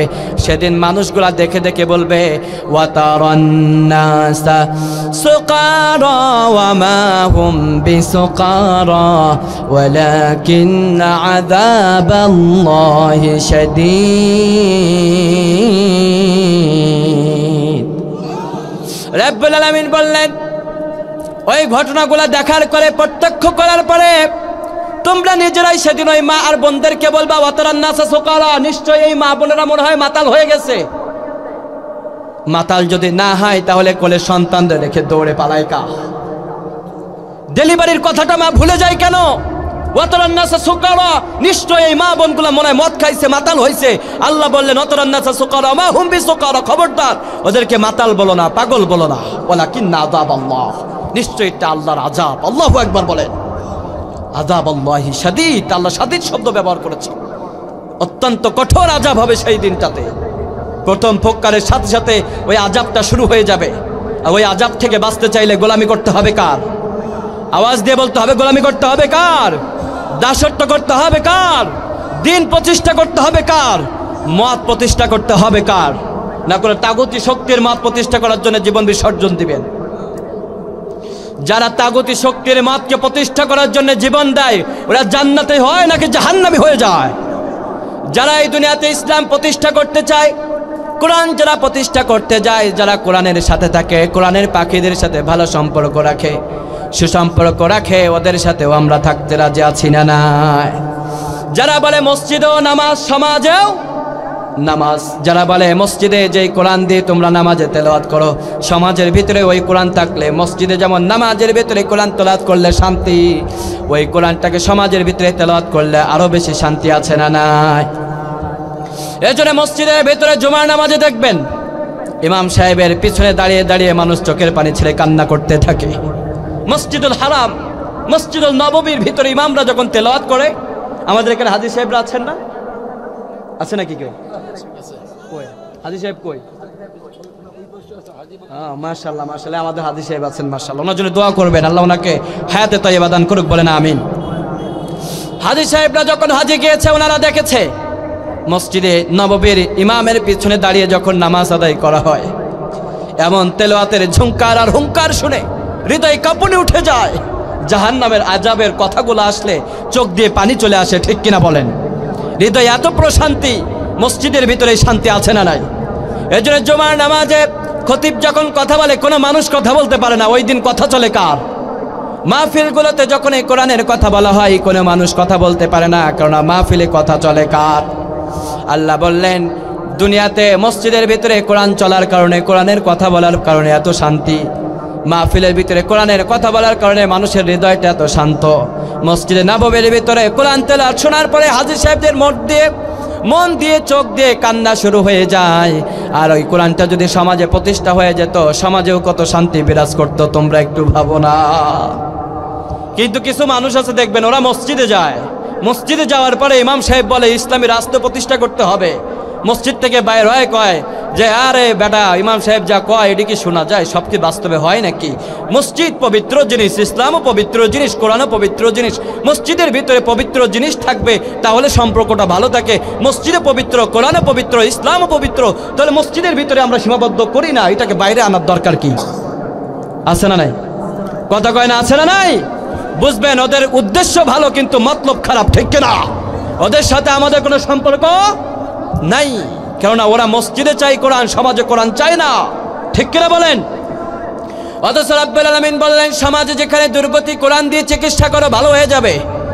এই যে অতীতে যারা দুর্নীতি করেছে, কোরআন দিয়ে যদি চিকিৎসা করা হতো সব রোগ ভালো হয়ে যেত। কতক্ষণ ঠিক কিনা? কিন্তু কোরআন দিয়ে, কোরআনের পাখিরা যখন তাদেরকে বোঝাতে চেয়েছে, ওরা বুঝে নাই, উল্টা তাদেরকে কাউন্টার অ্যাটাক করে তাদেরকে জেল জরিমানা করে ফাঁসির কাস্টে ঝুলিয়ে তাদেরকে হত্যা করেছে, ঠিক কিনা? আল্লাহ বলেছেন কোরআনের কথাগুলো বুঝিস নাই, কোরআনের কথাগুলো মানিস নাই, সুতরাং কোরআন যদি মানতে না চাস, আমার জমিনে তোরা সম্মানের সহিত থাকতে পারবি না। এজন্য ছোট্ট ছোট্ট বাচ্চাদের লাথি আর জুতার বাড়ি খেয়ে এই জমিন থেকে আল্লাহ ওই সমস্ত জালিমদেরকে বিতাড়িত করেছে, ঠিক কিনা বলেন? ওদের কার্যকলাপের সাথে আর নমরুদের কার্যকলাপের সাথে মিল আছে না নাই? আসতে বলবেন না, আছে না নাই? আজকেও যারা জালিম হবে, কোরআনের মাহফিলে বাধা দেবে, কোরআনের কথাগুলো শুনতে চায় না, ওদেরকে অতীতের জালিম থেকে শিক্ষা নেওয়া উচিত। ছোট্ট ছোট্ট বাচ্চাদের জুতার বাড়ি খেয়ে যদি হিন্দুস্তানে যেতে হয়, তাহলে বাচ্চারাই যদি আবার কেউ জালিম হতে চায়, ওদেরকে হিন্দুস্তানেও জায়গা হবে না, ঠিক কিনা? আওয়াজ দিয়ে বলতে হবে, ঠিক কিনা? এই জন্য কোনো জালিমের সাথে আমাদের কোনো সম্পর্ক থাকবে নাকি? আমাদের মসজিদেও যেটা, সমাজেও সেটা দরকার আছে না নাই? আছে না নাই? আমাদের স্লোগান থাকবে একটাই, মসজিদে যেটা সমাজেও সেটা। মসজিদে যদি কোরআন থাকে, সমাজের ভিতরে কোরআন দিয়ে চালাও, ঠিক কিনা বলেন? ও নামাজি কোরআন দিয়ে নামাজ পড়ো, সমাজ কেন গড়ো না?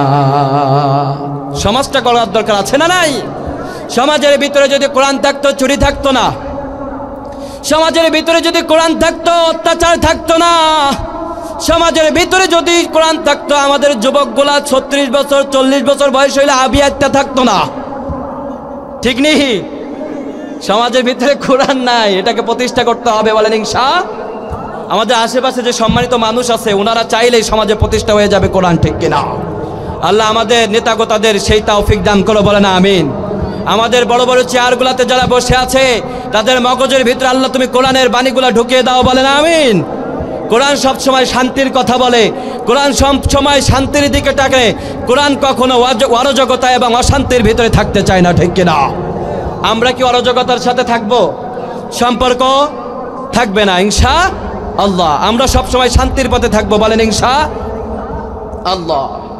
এই জন্য রাব্বুল আলামিন বলেন, ওয়াতারান নাসা সুকারা মা হুম বিসুকারা। সেদিন তোমরা ওই যে মার বোনদের যে অবস্থা দেখে তোমরা কি বলতে থাকবা? মনে হয় নিশ্চয় এরা মাতাল হয়েছে, নেশাগ্রস্ত হয়েছে, কিন্তু ওরা নেশাগ্রস্ত না। ওরা মা তো খায় নাই, গাঁজাও খায় নাই, ফেন্সিডিলও খায় নাই। ওয়ালাকিন্না আযাবাল্লাহ, জেনে রাখো এটা আল্লাহর আযাব। আল্লাহর আযাবের কারণে সেদিন যদি মা বোনরা তাদের সন্তানের কথা ভুলে যায়, সেদিন আমাদেরও কারো কথা মনে থাকবে? কিন্তু যারা নেক আমল করেছে, একজন মুমিন আর এক মুমিনের সাথে সম্পর্ক জুড়ে দেবে কে? স্বামী স্ত্রী 5 ওয়াক্ত নামাজ আদায় করেছে, তাহাজ্জুদের নামাজে একই যায় নামাজ নিয়ে নামাজে দাঁড়িয়ে গিয়েছে। একজন স্বামী যখন হাত উঁচু করে আল্লাহর কাছে দোয়া করেছে, স্ত্রী তার স্বামীর হাতের উপরে হাত রেখে আল্লাহর কাছে কান্না করেছে, ঠিক কিনা বলেন? স্বামী স্ত্রীগুলা যেইভাবে দুনিয়াতে আল্লাহর ইবাদত একসাথে করেছে, আল্লাহ কিয়ামতের ময়দানে ওদেরকে বলবেন, দুনিয়াতে যেমন করে আমি আল্লাহর ইবাদত একসাথে করেছিলি, আজকে আমি আল্লাহ তোরে আর আলাদা করতে চাই না, তোর ওই স্ত্রী সহ তোদেরকে আমি আল্লাহ জান্নাতে পাঠাতে চাই। সুবহানাল্লাহ বলেন। আমাদের দম্পতিগুলা যেন জান্নাতে এইভাবে যেতে পারে, সেই দরকার আছে না নাই? তো ভালো কাজগুলো করতে হবে না? ওই যে আমাদের প্রথম আয়াতের শিক্ষা, কাফেরদেরকে যে বিশ্বনবী বলেছিলেন যে শোনো, কিয়ামতের অপেক্ষা থেকে তো লাভ নাই, ফাআন্না লাহুম ইযা জাআতহুম যিকরাহুম, কিয়ামতের অপেক্ষায় থেকে লাভ নাই, কিয়ামত আসার আগে ভালো কাজগুলো করো না, কারণ কিয়ামত আসলে পরে তো আর ভালো কাজ করতে পারবে না, ঠিক কিনা? এজন্য ভাইরা আমার যারা এসেছেন, একটু ধৈর্য সহকারে শুনেন, আর কথাগুলো কাজে লাগবে, বলেন ইনশাআল্লাহ। আচ্ছা, এবার শুনলেন আপনি, সেদিন ছোট্ট ছোট্ট এবং মায়ের ভিতরে সম্পর্কগুলো ছিন্ন হয়ে যাবে, কিন্তু এই মা আর সন্তানের পরেও পৃথিবীতে আরও কিছু সম্পর্ক আছে না নাই? একজন ভাই ভাইয়ের প্রতি ভালোবাসা কম না বেশি? ভাই যদি শহরে যায় মার খাই, আর এক ভাই কয় তুই দাঁড়া আমি আইতাছি, তোর গায়ে কেডা হাত দিব? আমার জীবন থাকতে এটা কি সত্য হইব নাকি? আমি আমার জীবনের সবটা বিলীন করে দিব, কিন্তু আমার ভাইরে কেউ গায়ে হাত দেবে এটা আমি বরদাস্ত করব না, ঠিক কিনা বলেন? এই দাপট দেখিয়ে এক বন্ধু বলে, বন্ধু আমার তো মারছে। কেন মারছে? ওই যে আমি কথা বলতে আইছিলাম, লুকায়া ধরে আমার এমন পিটানি দিছে, তুই আয়। বন্ধু কয় তুই তো আকাম করে বলাকাইছিস, তোর দিকে আমি যাইব না। আবার কিছু কিছু বন্ধু আছে যে তুই দাঁড়া আমি আইতাছি পোলাপাল লইয়া, আছে না না এগুলি? রব্বুল আলামিন বললেন, শোনো, এই যে ভাই ভাইয়ের সম্পর্ক, বন্ধু বন্ধুর সম্পর্ক, কিয়ামত যেদিন কায়েম হবে এই সম্পর্কগুলোও সেদিন টিকবে না। কথা কার? আওয়াজ দিয়ে বলেন না, কথা কার? রব্বুল আলামিন সূরাতুল আবাসার 80 নম্বর সূরা 34 নম্বর আয়াত থেকে আল্লাহ তাআলা বলছেন, ইয়াউমা ইয়াফিরুল মারউ মিন আখিহি। ও আমার বান্দারা, দুনিয়াতে একজন ভাই আর একজন ভাইয়ের প্রতি কত ভালোবাসা, কত মায়া, একজন ভাই মুরব্বী হয়ে গেছে, বুড়া হয়ে গেছে, কিন্তু এক ভাই আর এক ভাইরে দেখে মনের সব দুঃখ কষ্টগুলো ভুলে যায়। কাঁধে কাঁধ মিলিয়ে একজন আর একজনের সাথে মোলাকাত করে। ঈদের দিনে একজন আর একজনকে ধরে জড়িয়ে ধরে যখন মোলাকাত করে, মুসাফা করে, তখন দুইজনের চোখ দিয়ে পানি বাইর হয়ে যায়। ঠিক কিনা বলেন? কত ভালোবাসা একজন আর একজন ভাইয়ের প্রতি ভালোবাসা। এক ভাই মারা গেছে, ছোট্টবেলায় শৈশব কেটেছে, যৌবনও কেটেছে। আর এক ভাই বেঁচে আছে, নামাজে যখনই দাঁড়ায় ভাইয়ের কথা মনে পড়ে যায় আর চোখের দিয়ে পানি ঝরে আর দোয়া করে, আল্লাহ তুমি আমার ভাইরে জান্নাতবাসী করিও। ঠিক কিনা বলেন? কত ভালোবাসা। কিন্তু রাব্বুল আলামিন বললেন ইয়াউমা ইয়াফিরুল মারউ মিন আখি, প্রথম ফুৎকারের সাথে সাথে একজন ভাই আর একজনের ভাইয়ের প্রতি যেই ভালোবাসা আছে, এই ভালোবাসার কথা সে ভুলে যাবে। ইয়াউমা ইয়াফিরুন, এক ভাই আর এক ভাইরে দেখে সেদিন দৌড়ে পালাতে থাকবে। আল্লাহু আকবার বলেন। ও মিয়া, কার জন্য কি করছেন? দুনিয়াতে কোনো ভাই সেদিন কাজে আসবে না। এরপরে রাব্বুল আলামিন বললেন শুধু ভালো ভাই এবং ভাইয়ের ভালোবাসাই শেষ না, স্বামী স্ত্রীর প্রতি ভালোবাসা আছে না নাই? মা বাবার, একজন মা আর বাবার ভিতরে ভালোবাসা কম না বেশি? পিতা সন্তানের প্রতি ভালোবাসা কম না বেশি? মা সন্তানের প্রতি ভালোবাসা কম না বেশি? আল্লাহ রাব্বুল আলামিন বললেন ওয়া উম্মিহি ওয়া আবি ওয়া সাহিবাতিহি ওয়া বানিহি। রাব্বুল আলামিন এবার বলে দিলেন, ও আমার বান্দারে, কান খুলে শুনে রাখো, যেই ভালোবাসার টানে তোমরা সব ভুলে গিয়েছো, আখিরাতের কথা ভুলে গিয়েছো। স্বামী স্ত্রীর জন্যে রোজগার করতে গিয়ে, কামাই করতে গিয়ে, আর্ন করতে গিয়ে, চাকরি করতে গিয়ে সব কত ঘুষ খাইছে, সুদ খাইছে, কখনো নজর নাই, হিসাবও করে নাই। গরিব মানুষের জমির আলগুলা ঠেলে নিজের ভিতরে ঢুকাইছে। এমন ডাকাত আছে না নাই? যা আমার ক্ষমতা বেশি, তুই আমার সাথে পারবি না, যা লইছি চুপ করে বসে থাক, নাহলে যেগুলা আছে ওইগুলা খায়া দিমু। আছে না নাই? এই যে পরিবারের টানে, ফ্যামিলির টানে যে অপকর্মগুলা করেছে, আল্লাহ রাব্বুল আলামিন বললেন ওয়া উম্মিহি ওয়া আবি, সেই দিন মা সন্তানের প্রতি ভালোবাসা থাকবে না। ওয়া সাহিবাতিহি ওয়া বানি, আর বাবা মায়ের প্রতি ভালোবাসাও থাকবে না, স্বামী স্ত্রীর প্রতি ভালোবাসা থাকবে না। সেই দিন অসম্পর্কগুলা ইয়াউমা ইয়াফিরুন, সব কিছু দৌড়ে পালাতে থাকবে। আল্লাহু আকবার বলেন। কেননা শুরু হয়ে যাবে আল কারিয়া মাল কারিয়া ওমা আদরাকা মাল কারিয়া। কত আকাম কুকাম করেছেন, এর মধ্যেই যদি শুরু হয়ে যায়, ওমি আজকে যদি কিয়ামতটা শুরু হয়ে যায়, আপনি কি আল্লাহর সামনে দাঁড়িয়ে হিসাব দিতে পারবেন? আমি পারবো? এখানে কেউ আছেন যে আল্লাহর কাছে হিসাব দিতে পারবেন পুঙ্খানুপুঙ্খানুভাবে? এই জন্য বিশ্বনবী একটা দোয়া শিখিয়ে দিয়েছেন, কেউ তো হিসাব দিতে পারবে না।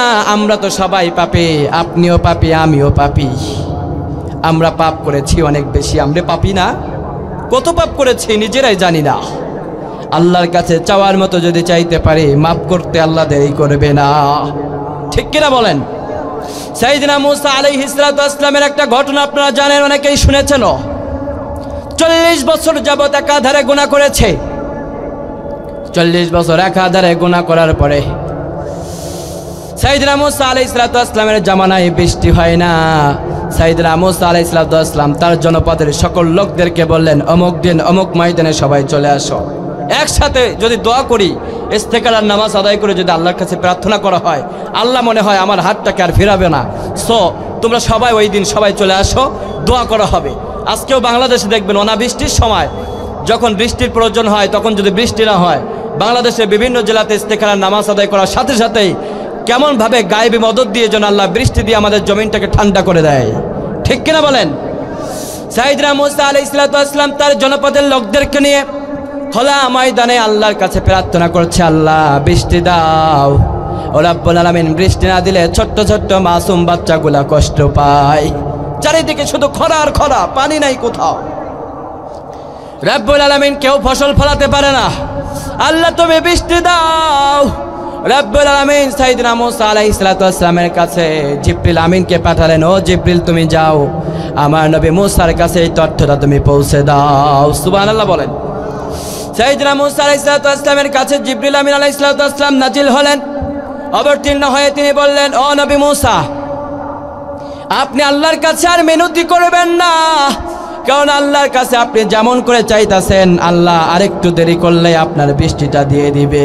কিন্তু ও নবী মুসা, আপনি জেনে রাখেন আপনার এই ময়দানে এমন একজন গুনাহগার আছে, যেই গুনাহগারটা 40 বছর যাবত একাধারে শুধু গুনাহ করে আসছে, কখনো আল্লাহর হুকুমগুলা মানে নাই, কখনো তোমার দেখানোর পথে চলে নাই। ও নবী মুসা রে, তুমি ওই ব্যক্তিকে যতক্ষণ পর্যন্ত ময়দান থেকে দূর করতে না পারবা, বাহির করে দিতে না পারবা, ততক্ষণ পর্যন্ত আল্লাহ পাক রব্বুল আলামিন আসমান থেকে বৃষ্টি বর্ষণ করবে না। আল্লাহু আকবার বলেন। সাইয়েদনা মুসা আলাইহিস সালাম নরম ছিলেন না গরম ছিলেন? তিনি অন্যায়ের বিরুদ্ধে গরম ছিলেন, তিনি অন্যায়কে সহ্য করতে পারতেন না, ঠিক কিনা? এই জন্যে সাইয়েদনা মুসা আলাইহিস সালাম কিপ্তি বংশের এক মানুষকে একটা থাপ্পড় মেরে ওখানেই তাকে শেষ করে দিয়েছিল, ঠিক কিনা? তিনি সহ্য করতে পারতেন না অন্যায়কে, ঠিক কিনা বলেন? সাইয়েদনা মুসা আলাইহিস সালাম রাগান্বিত হয়ে ঘোষণা করলেন, এই ময়দানের ভিতরে এমন কোন বেটা আসোস, ভালোই ভালোই যদি উঠে না যাস, তোর 14 গোষ্ঠীর পরিচয় নিয়ে তোকে এখান থেকে লাঞ্ছিত বঞ্চিত করে এই ময়দান থেকে তোকে বাহির করে দিব। এখন যেই বেটা 40 বছর গুনাহ করেছে, একাধারে কখন আল্লাহর গোলামি করে নাই, দাসত্ব করে নাই, ও তো বুঝতে পেরেছে সাইয়েদনা মুসা আলাইহিস সালামের কাছে যদি এই তথ্য চলে যায় আমি 40 বছর যাবত একাধারে গুনাহ করে আসছি, এটা যদি সাইয়েদনা মুসা আলাইহিস সালাম জানতে পারে, তাহলে আমার নাম জানতে তো আর দেরি হবে না। ওর হৃদয়ের ভিতরে কাঁপুনি উঠে গেছে, কারণ ওই ময়দানের ভিতরে তার বাপ আছে, তার আত্মীয় স্বজন আছে, আবার লক্ষ লক্ষ মানুষ। উনি মনে মনে ভাবতেছে, রব্বুল আলামিন এই ময়দানের ভিতরে সাইয়েদনা মুসা আলাইহিস সালাম আমার পরিচয় জানার পরে আমাকে যদি বাহির করে দেয়, ও আল্লাহ এই ময়দান থেকে কেমনে উঠবো, আমি মাথাটা কেমনে উঠাবো? রব্বুল আলামিন তুমি আমাকে মাফ করে দাও। আল্লাহ 40 বছর একাধারে গুনাহ করছি, সেই পাপের কথা, সেই অন্যায়ের কথা তুমি আর আমি জানতাম, আর তো কেউ জানতো না রে আল্লাহ। রব্বুল আলামিন তুমি শুধু জানতা আর আমি জানতাম, আমাদের পাপের কথা কেউ জানতো না। আল্লাহ গো, এই পাপের কথা, অন্যায়ের কথা আমার পিতা জানলে আমাকে ত্যায্য পুত্র করে দিত, আমার মা যদি জানতো আমাকে সন্তান বলে পরিচয় দিত না, আমার আত্মীয় স্বজনরা যদি জানতে পারতো আল্লাহ গো আমাকে তাকে আত্মীয়তার সম্পর্ক বঞ্চিত করে ফেলতো। রব্বুল আলামিন আমি যে এত পাপ করেছি, 40 বছর পাপ করেছি, রব্বুল আলামিন তুমি তো আমারে কখনো বলো নাই 40 বছর আপাদারে তুই আমি আমার গোলামি করিস নাই কেন, আমার হুকুম গোলাম মানিস নাই কেন, আমার পৃথিবীর থেকে তুই বের হয়ে যা। ও আল্লাহ তুমি তো আমার একবারও বলো নাই। রব্বুল আলামিন আজকে এই ময়দান থেকে আমি কেমনে উঠবো, আল্লাহ তুমি আমারে মাফ করে দাও। আল্লাহু আকবার বলেন। রব্বুল আলামিনের হৃদয়ের ভিতরে জোশ উঠে গেল। আল্লাহ রব্বুল আলামিন সাথে সাথে বৃষ্টি দিয়ে দিলেন। সাইয়েদনা মুসা আলাইহিস সালাম আল্লাহর কাছে প্রশ্ন করলেন, ও আল্লাহ এখনো তো কেউ উঠে নাই, মাত্র তো ঘোষণা করলাম, তুমি বৃষ্টি দিলা কা? কেননা সাইয়েদনা মুসা আলাইহিস সালামের একটা যোগ্যতা ছিল। সাইয়েদনা মুসা আলাইহিস সালাম কথা বললেই জবাব দিতেন কে? সাইয়েদনা মুসা আলাইহিস সালাম সরাসরি আল্লাহর সাথে তিনি কথা বলতে পারতেন। সাইয়েদনা মুসা আলাইহিস সালামের ওই উম্মতের বিষয়ে সাইয়েদনা মুসা আলাইহিস সালাম যখনই প্রশ্ন করলেন, আল্লাহ বললেন, ও মুসা রে, ওই ব্যক্তিটা এমনভাবে হৃদয় নিংড়ানো তওবা করেছে, আমি আল্লাহর তওবা কবুল না করে আর পারলাম না। ও নবী মুসা রে, যার জন্য বৃষ্টি দেই নাই, যার জন্য আমি আল্লাহ বৃষ্টি বন্ধ করেছিলাম, ওই গুনাহগারের জন্য তার তওবাকে কবুল করে আমি আল্লাহ ওর জন্যই বৃষ্টি দান করেছি। ও মিয়া, আপনি একাধারে কত বছর গুনাহ করেছেন? কিয়ামত তো চলে এসেছে, নাসার রিপোর্ট দিয়ে বুঝালাম, বিশ্বনবীর কিয়ামতের আলামত দিয়ে বুঝালাম, আর কিভাবে বুঝালে বুঝবেন যে কিয়ামতের আর বেশি বাকি নাই? এখন ভালো কাজগুলো করতে হবে। পাপ করেছেন, আজকেই তাহাজ্জুদের নামাজে দাঁড়িয়ে দোয়া করতে হবে কার কাছে? আসতে বলবেন না, কার কাছে? তওবার মতো তওবা করলে কবুল করে নেবে কে? আল্লাহ রাব্বুল আলামিন আমাদেরকে প্রতি রাতে এইভাবে ডাক দেন। আল্লাহ রাব্বুল আলামিন বলেন, ইয়া ইবাদিয়াল্লাযীনা আসরাফু লা তাকনাতু মির রাহমাতিল্লাহ। রব্বুল আলামিন সব সময় আমাদেরকে এইভাবে ডাকতে থাকেন, বান্দারে আমার রহম থেকে তুমি নিরাশ হয়ে যেও না। ও আমার বান্দারে, আমার তোমার পাপ যত বেশি, জেনে রাখো আমি আল্লাহর ক্ষমা তার চাইতেও বেশি। এর জন্য তাহাজ্জুদের নামাজে দাঁড়াবেন। তাহাজ্জুদের নামাজে দাঁড়াইলেই মাফ করে দিবে কে? ওয়া মিনাল লাইলি ফাতাহাজ্জাত বিহি নাফিলাতাল লাক। কিয়ামত চলে এসেছে ভাই, হঠাৎ করেই যদি পূর্ব দিক থেকে না উঠে সূর্যটা পশ্চিম দিক থেকে উদিত হয়ে যায়, তো আবার দরজা বন্ধ হয়ে যাবে। এখনো সময় আছে, আজকে নামাজে দাঁড়াবেন অথবা কালকে দাঁড়াবেন, তাহাজ্জুদের নামাজে দাঁড়িয়ে আল্লাহর কাছে প্রার্থনা করবেন, আল্লাহ তুমি ছাড়া তো কেউ নাই, আল্লাহ আমি যে পাপ করেছি কখনো তো আমারে বলো নাই তুই আমার পৃথিবীর থেকে বের হয়ে যা। আল্লাহ আমার পাপের কথা যদি আল্লাহ আমার মা বাবা জানতো, আমাকে বলতো তুই ঘর থেকে বের হয়ে যা, ঠিক কিনা? কিন্তু তুমি আমারে বলো নাই পৃথিবীর থেকে বের হয়ে যা। আল্লাহ তুমি আমারে মাফ করে দাও, মাফ করে দিবে কে? এর জন্য তাহাজ্জুদের নামাজ সবচাইতে বড় শক্তি, সবচাইতে বড় অস্ত্র, ঠিক কিনা? এই জন্য যদি তাহাজ্জুদের নামাজে দোয়ার মতো দোয়া করতে পারেন, কবুল করে নেবে কে? তাহাজ্জুদের যাই নামাজে মরণ দিও প্রভু আমায়, ইকামতে দিনের পথে কবুল করে নিও আমায়। তাহাজ্জুদের যাই নামাজে মরণ দিও প্রভু আমায়, ইকামতে দিনের পথে কবুল করে নিও আমায়। বলেন আমিন। এর জন্য তাহাজ্জুদের নামাজ পড়ার দরকার আছে না নাই? আল্লাহ আমাদেরকে তৌফিক দাও, বলেন আমিন। এবার রব্বুল আলামিন বললেন, আমার বান্দারা শুনো শুনো,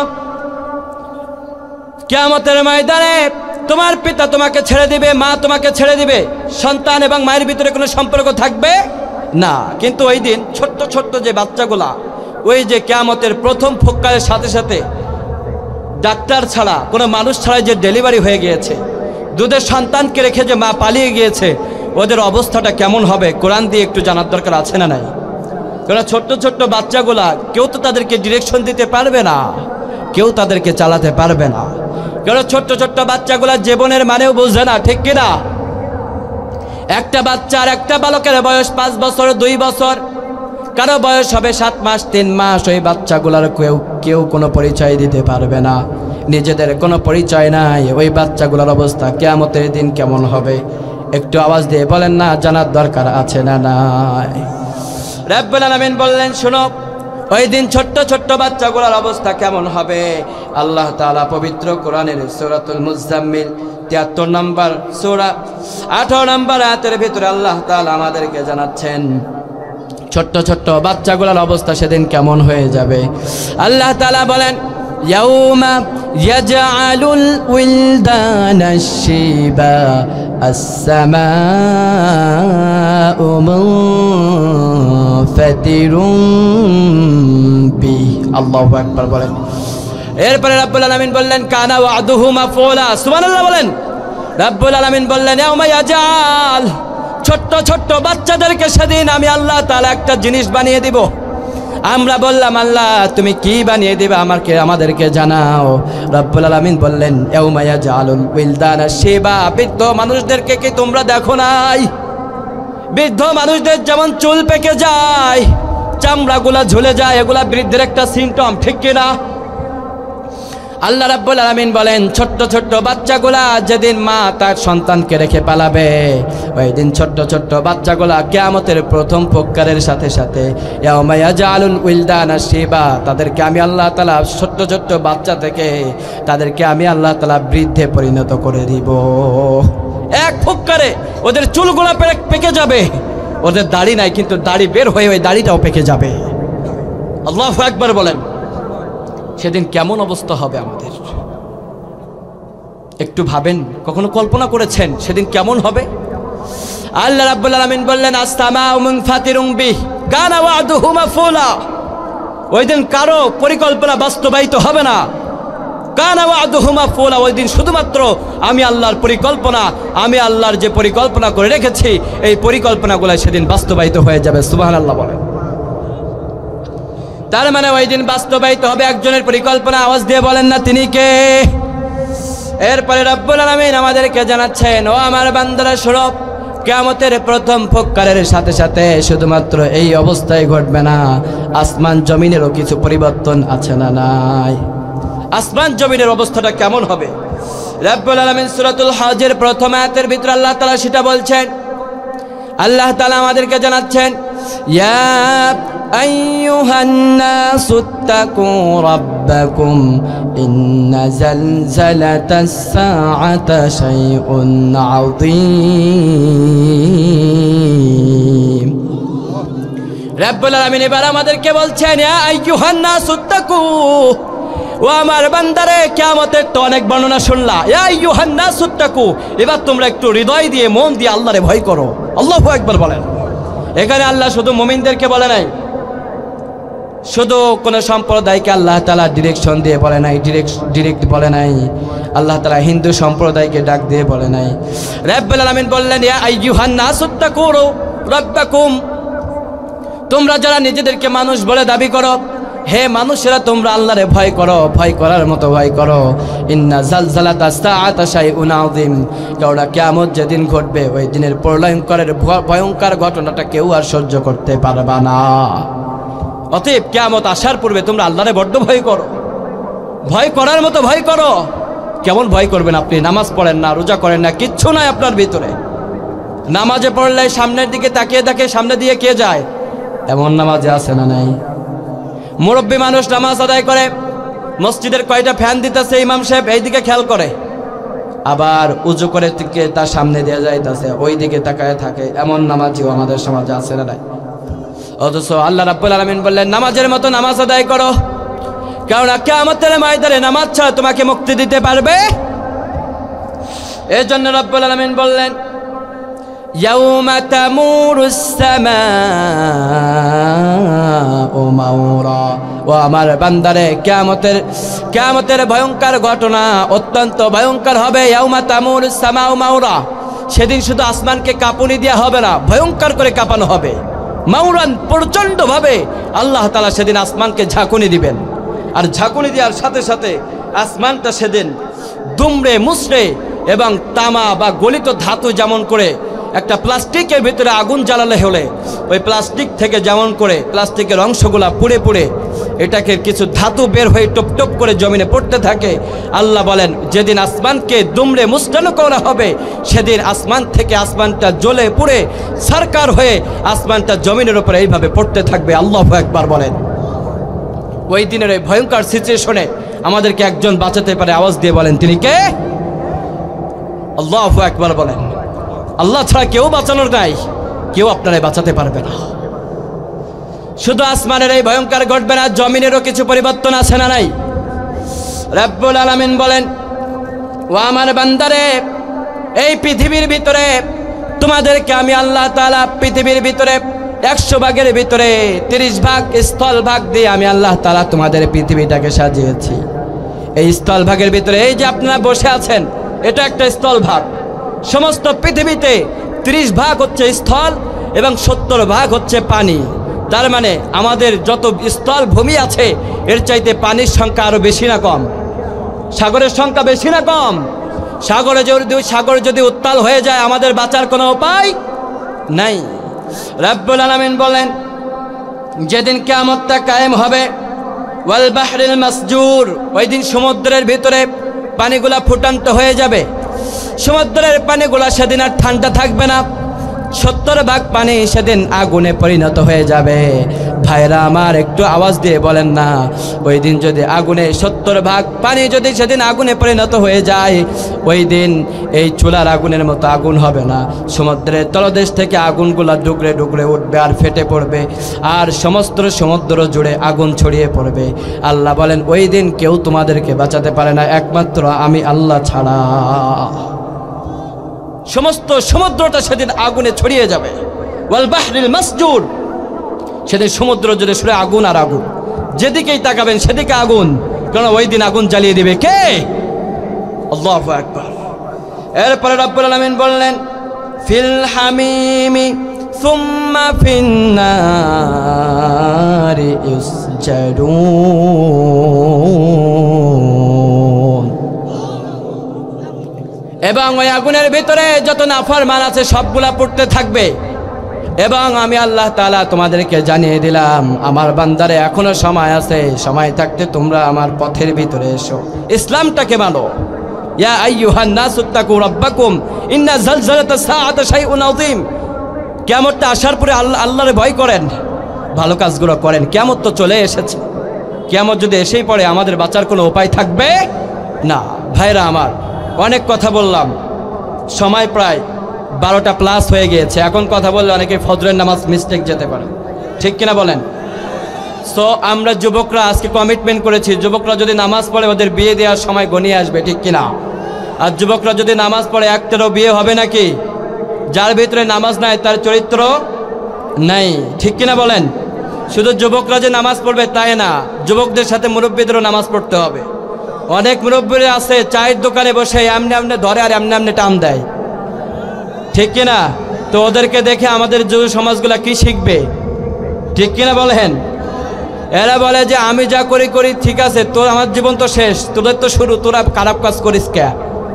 আপনাদের দেখে তোরা শিখবে। আপনারা যদি আকাম কুকাম করেন ওরা ভালো হইব কেমনে, ঠিক কিনা? এর জন্য আমাদের সন্তানরা আমাদের জন্য সম্পদ, আল্লাহ তাআলা দেয়া সবচেয়ে বড় রহমত। কিয়ামতের ময়দানে আল্লাহ তাআলা এই সন্তান সম্পর্কে আপনাকে জিজ্ঞাসিত করবেন। সো আমরা যেন সন্তানদেরকে ভালো পথে পরিচালিত করতে পারি, যুবকদেরকে যেন দিনের পথে নিয়ে আসতে পারি। আমরা মুরব্বীরা নামাজি হব ইনশাআল্লাহ, এবং যুবকদেরকে ডাক দিয়ে দিয়ে নামাজে নিয়ে যাবেন। আর যুবকরা যদি নামাজে নাই যায়, আল্লাহ তাআলা আল্লাহ তাআলার পক্ষ থেকে কোনো ফয়সালা হবে না, বরঞ্চ গজবের ফয়সালা হতে পারে, ঠিক কিনা? এই জন্য যুবকরা ঠিক হয়ে যাবে তো ইনশাআল্লাহ। আলহামদুলিল্লাহ, মাঠ এখনো কানায় কানায় পূর্ণ আছে। এখন যদি শেষ করে দিই আপনারা সবাই খুব সুন্দর একটা শিক্ষা পেয়ে যাবেন ইনশাআল্লাহ। 1 নম্বর, আমি বলেছিলাম কিয়ামতের দিন আল্লাহ তাআলা 5টি প্রশ্নের জবাব আমাদের কাছ থেকে নেবেন। আওয়াজ দিয়ে বলেন না কয়টা? 5টা। 1 নম্বর, আপনার জীবনটাকে আপনি কোন রাস্তায় ব্যয় করেছেন, জবাবটা দিতে হবে কার কাছে? এবং এই জবাবটা যতক্ষণ পর্যন্ত না দিতে পারবেন এক পাও আপনি আগাতে পারবেন না। 2 নম্বরে আল্লাহ তাআলা বলেছেন যৌবনকাল তুমি কোন রাস্তায় ব্যয়িত করেছো, স্পেন্ড করেছো, জবাব দাও। জবাব যতক্ষণ পর্যন্ত না দিতে পারবেন একটি পাও আগাতে পারবেন না। এই যে যুবকরা আজকে বিশাল এক মাহফিলের যে আয়োজন করেছে, এই মাহফিলের আয়োজন করার কারণে এই ওসিলাই তো যুবকদেরকে আল্লাহ মাফ করে দিতে পারে, ঠিক কিনা বলেন? যুবকদের এই প্রচেষ্টা খুব বড় প্রচেষ্টা, যুবকদের মাধ্যমে আপনার দিনের কিছু অংশ শিখতে পেরেছেন, সুবহানাল্লাহ বলেন। এই জন্য যুবকদের জন্য দোয়া করবেন। অনেক এলাকায় আমি গিয়েছি, যুবকরা এত কষ্ট করে এরপরেও মাহফিল শেষ করার পরে যুবকদের নামে বদনাম রটায়, কাজ কাম পায় না, খালি মাহফিল দেয় আর টাকা ওঠায়, আছে না নাই? যুবকদেরকে হেনস্থা করে, না বাবাজিরা এটা করা যাবে না। চায়ের দোকানে যাবেন ঠিক আছে, চায়ের দোকানে যে যুবকদের নামে সমালোচনা করা যাবে না। যদি সমালোচনা করেন একজন যুবক যদি আগামী বছর এই মাহফিল থেকে দূরে সরে যায়, এই জবাবটা আল্লাহ আপনার কাছ থেকে নেবে, ঠিক কিনা? এই জন্য যুবকদেরকে মোটিভেট করবেন, তাদেরকে উৎসাহ দিবেন দিনের কাজে, তারা যেন আরো অগ্রগামী হয়, ঠিক কিনা? তারা নামাজ পড়ে না, কিছু কিছু ছেলেরা নামাজ পড়ে না। আপনারা যখন যুবক ছিলেন আপনারা 5 ওয়াক্ত নামাজ পড়েছিলেন? বুকে হাত দিয়ে বলেন তো মুরব্বীরা 1 ওয়াক্ত নামাজ বাদ দেন নাই? অনেক মুরব্বীরা এখানে বসে আছে, এবার যদি বলি তাহলে অনেক নিজেকেই গিলটি ফিল করবে, লজ্জিত হবে। আমি চাচ্ছি না কাউকে অসম্মান করার জন্য আমি আসি নাই, ঠিক কিনা বলেন? মুরব্বীরা আপনারা যখন যুবক ছিলেন, রক্ত গরম ছিল, ওই যুবকদের মতো আপনারাও ছিলেন। সো ওদেরকে বোঝাতে হবে, ওদেরকে না বুঝালে ওরা ওই যে স্বৈরাচার বিদায় করেছে যেমনে, উনি যেমন সোজা কথায় বুঝে নাই বাঁকাটারা পথে গেছিল, এর জন্য ওনার পথটাও বাংলাদেশে আর হয় নাই, ঠিক কিনা? যুবকদেরকে সোজা কথায় বোঝাবেন, ওদেরকে নামাজের দাওয়াত দিবেন। বাবা নামাজে যাও, মাহফিল দিয়েছো, ভালো কাজ করছো, নামাজেও যাও, তাহলে তোমার ভিতরে আরো পরিবর্তন আসবে, ঠিক কিনা? যুবকরা আমাদের সম্পদ, আমরা যেন যুবকদেরকে ভালো কাজে ব্যবহার করে। আল্লাহ তুমি তৌফিক দাও, বলেন আমিন। আজকের যে মাহফিল দিয়েছেন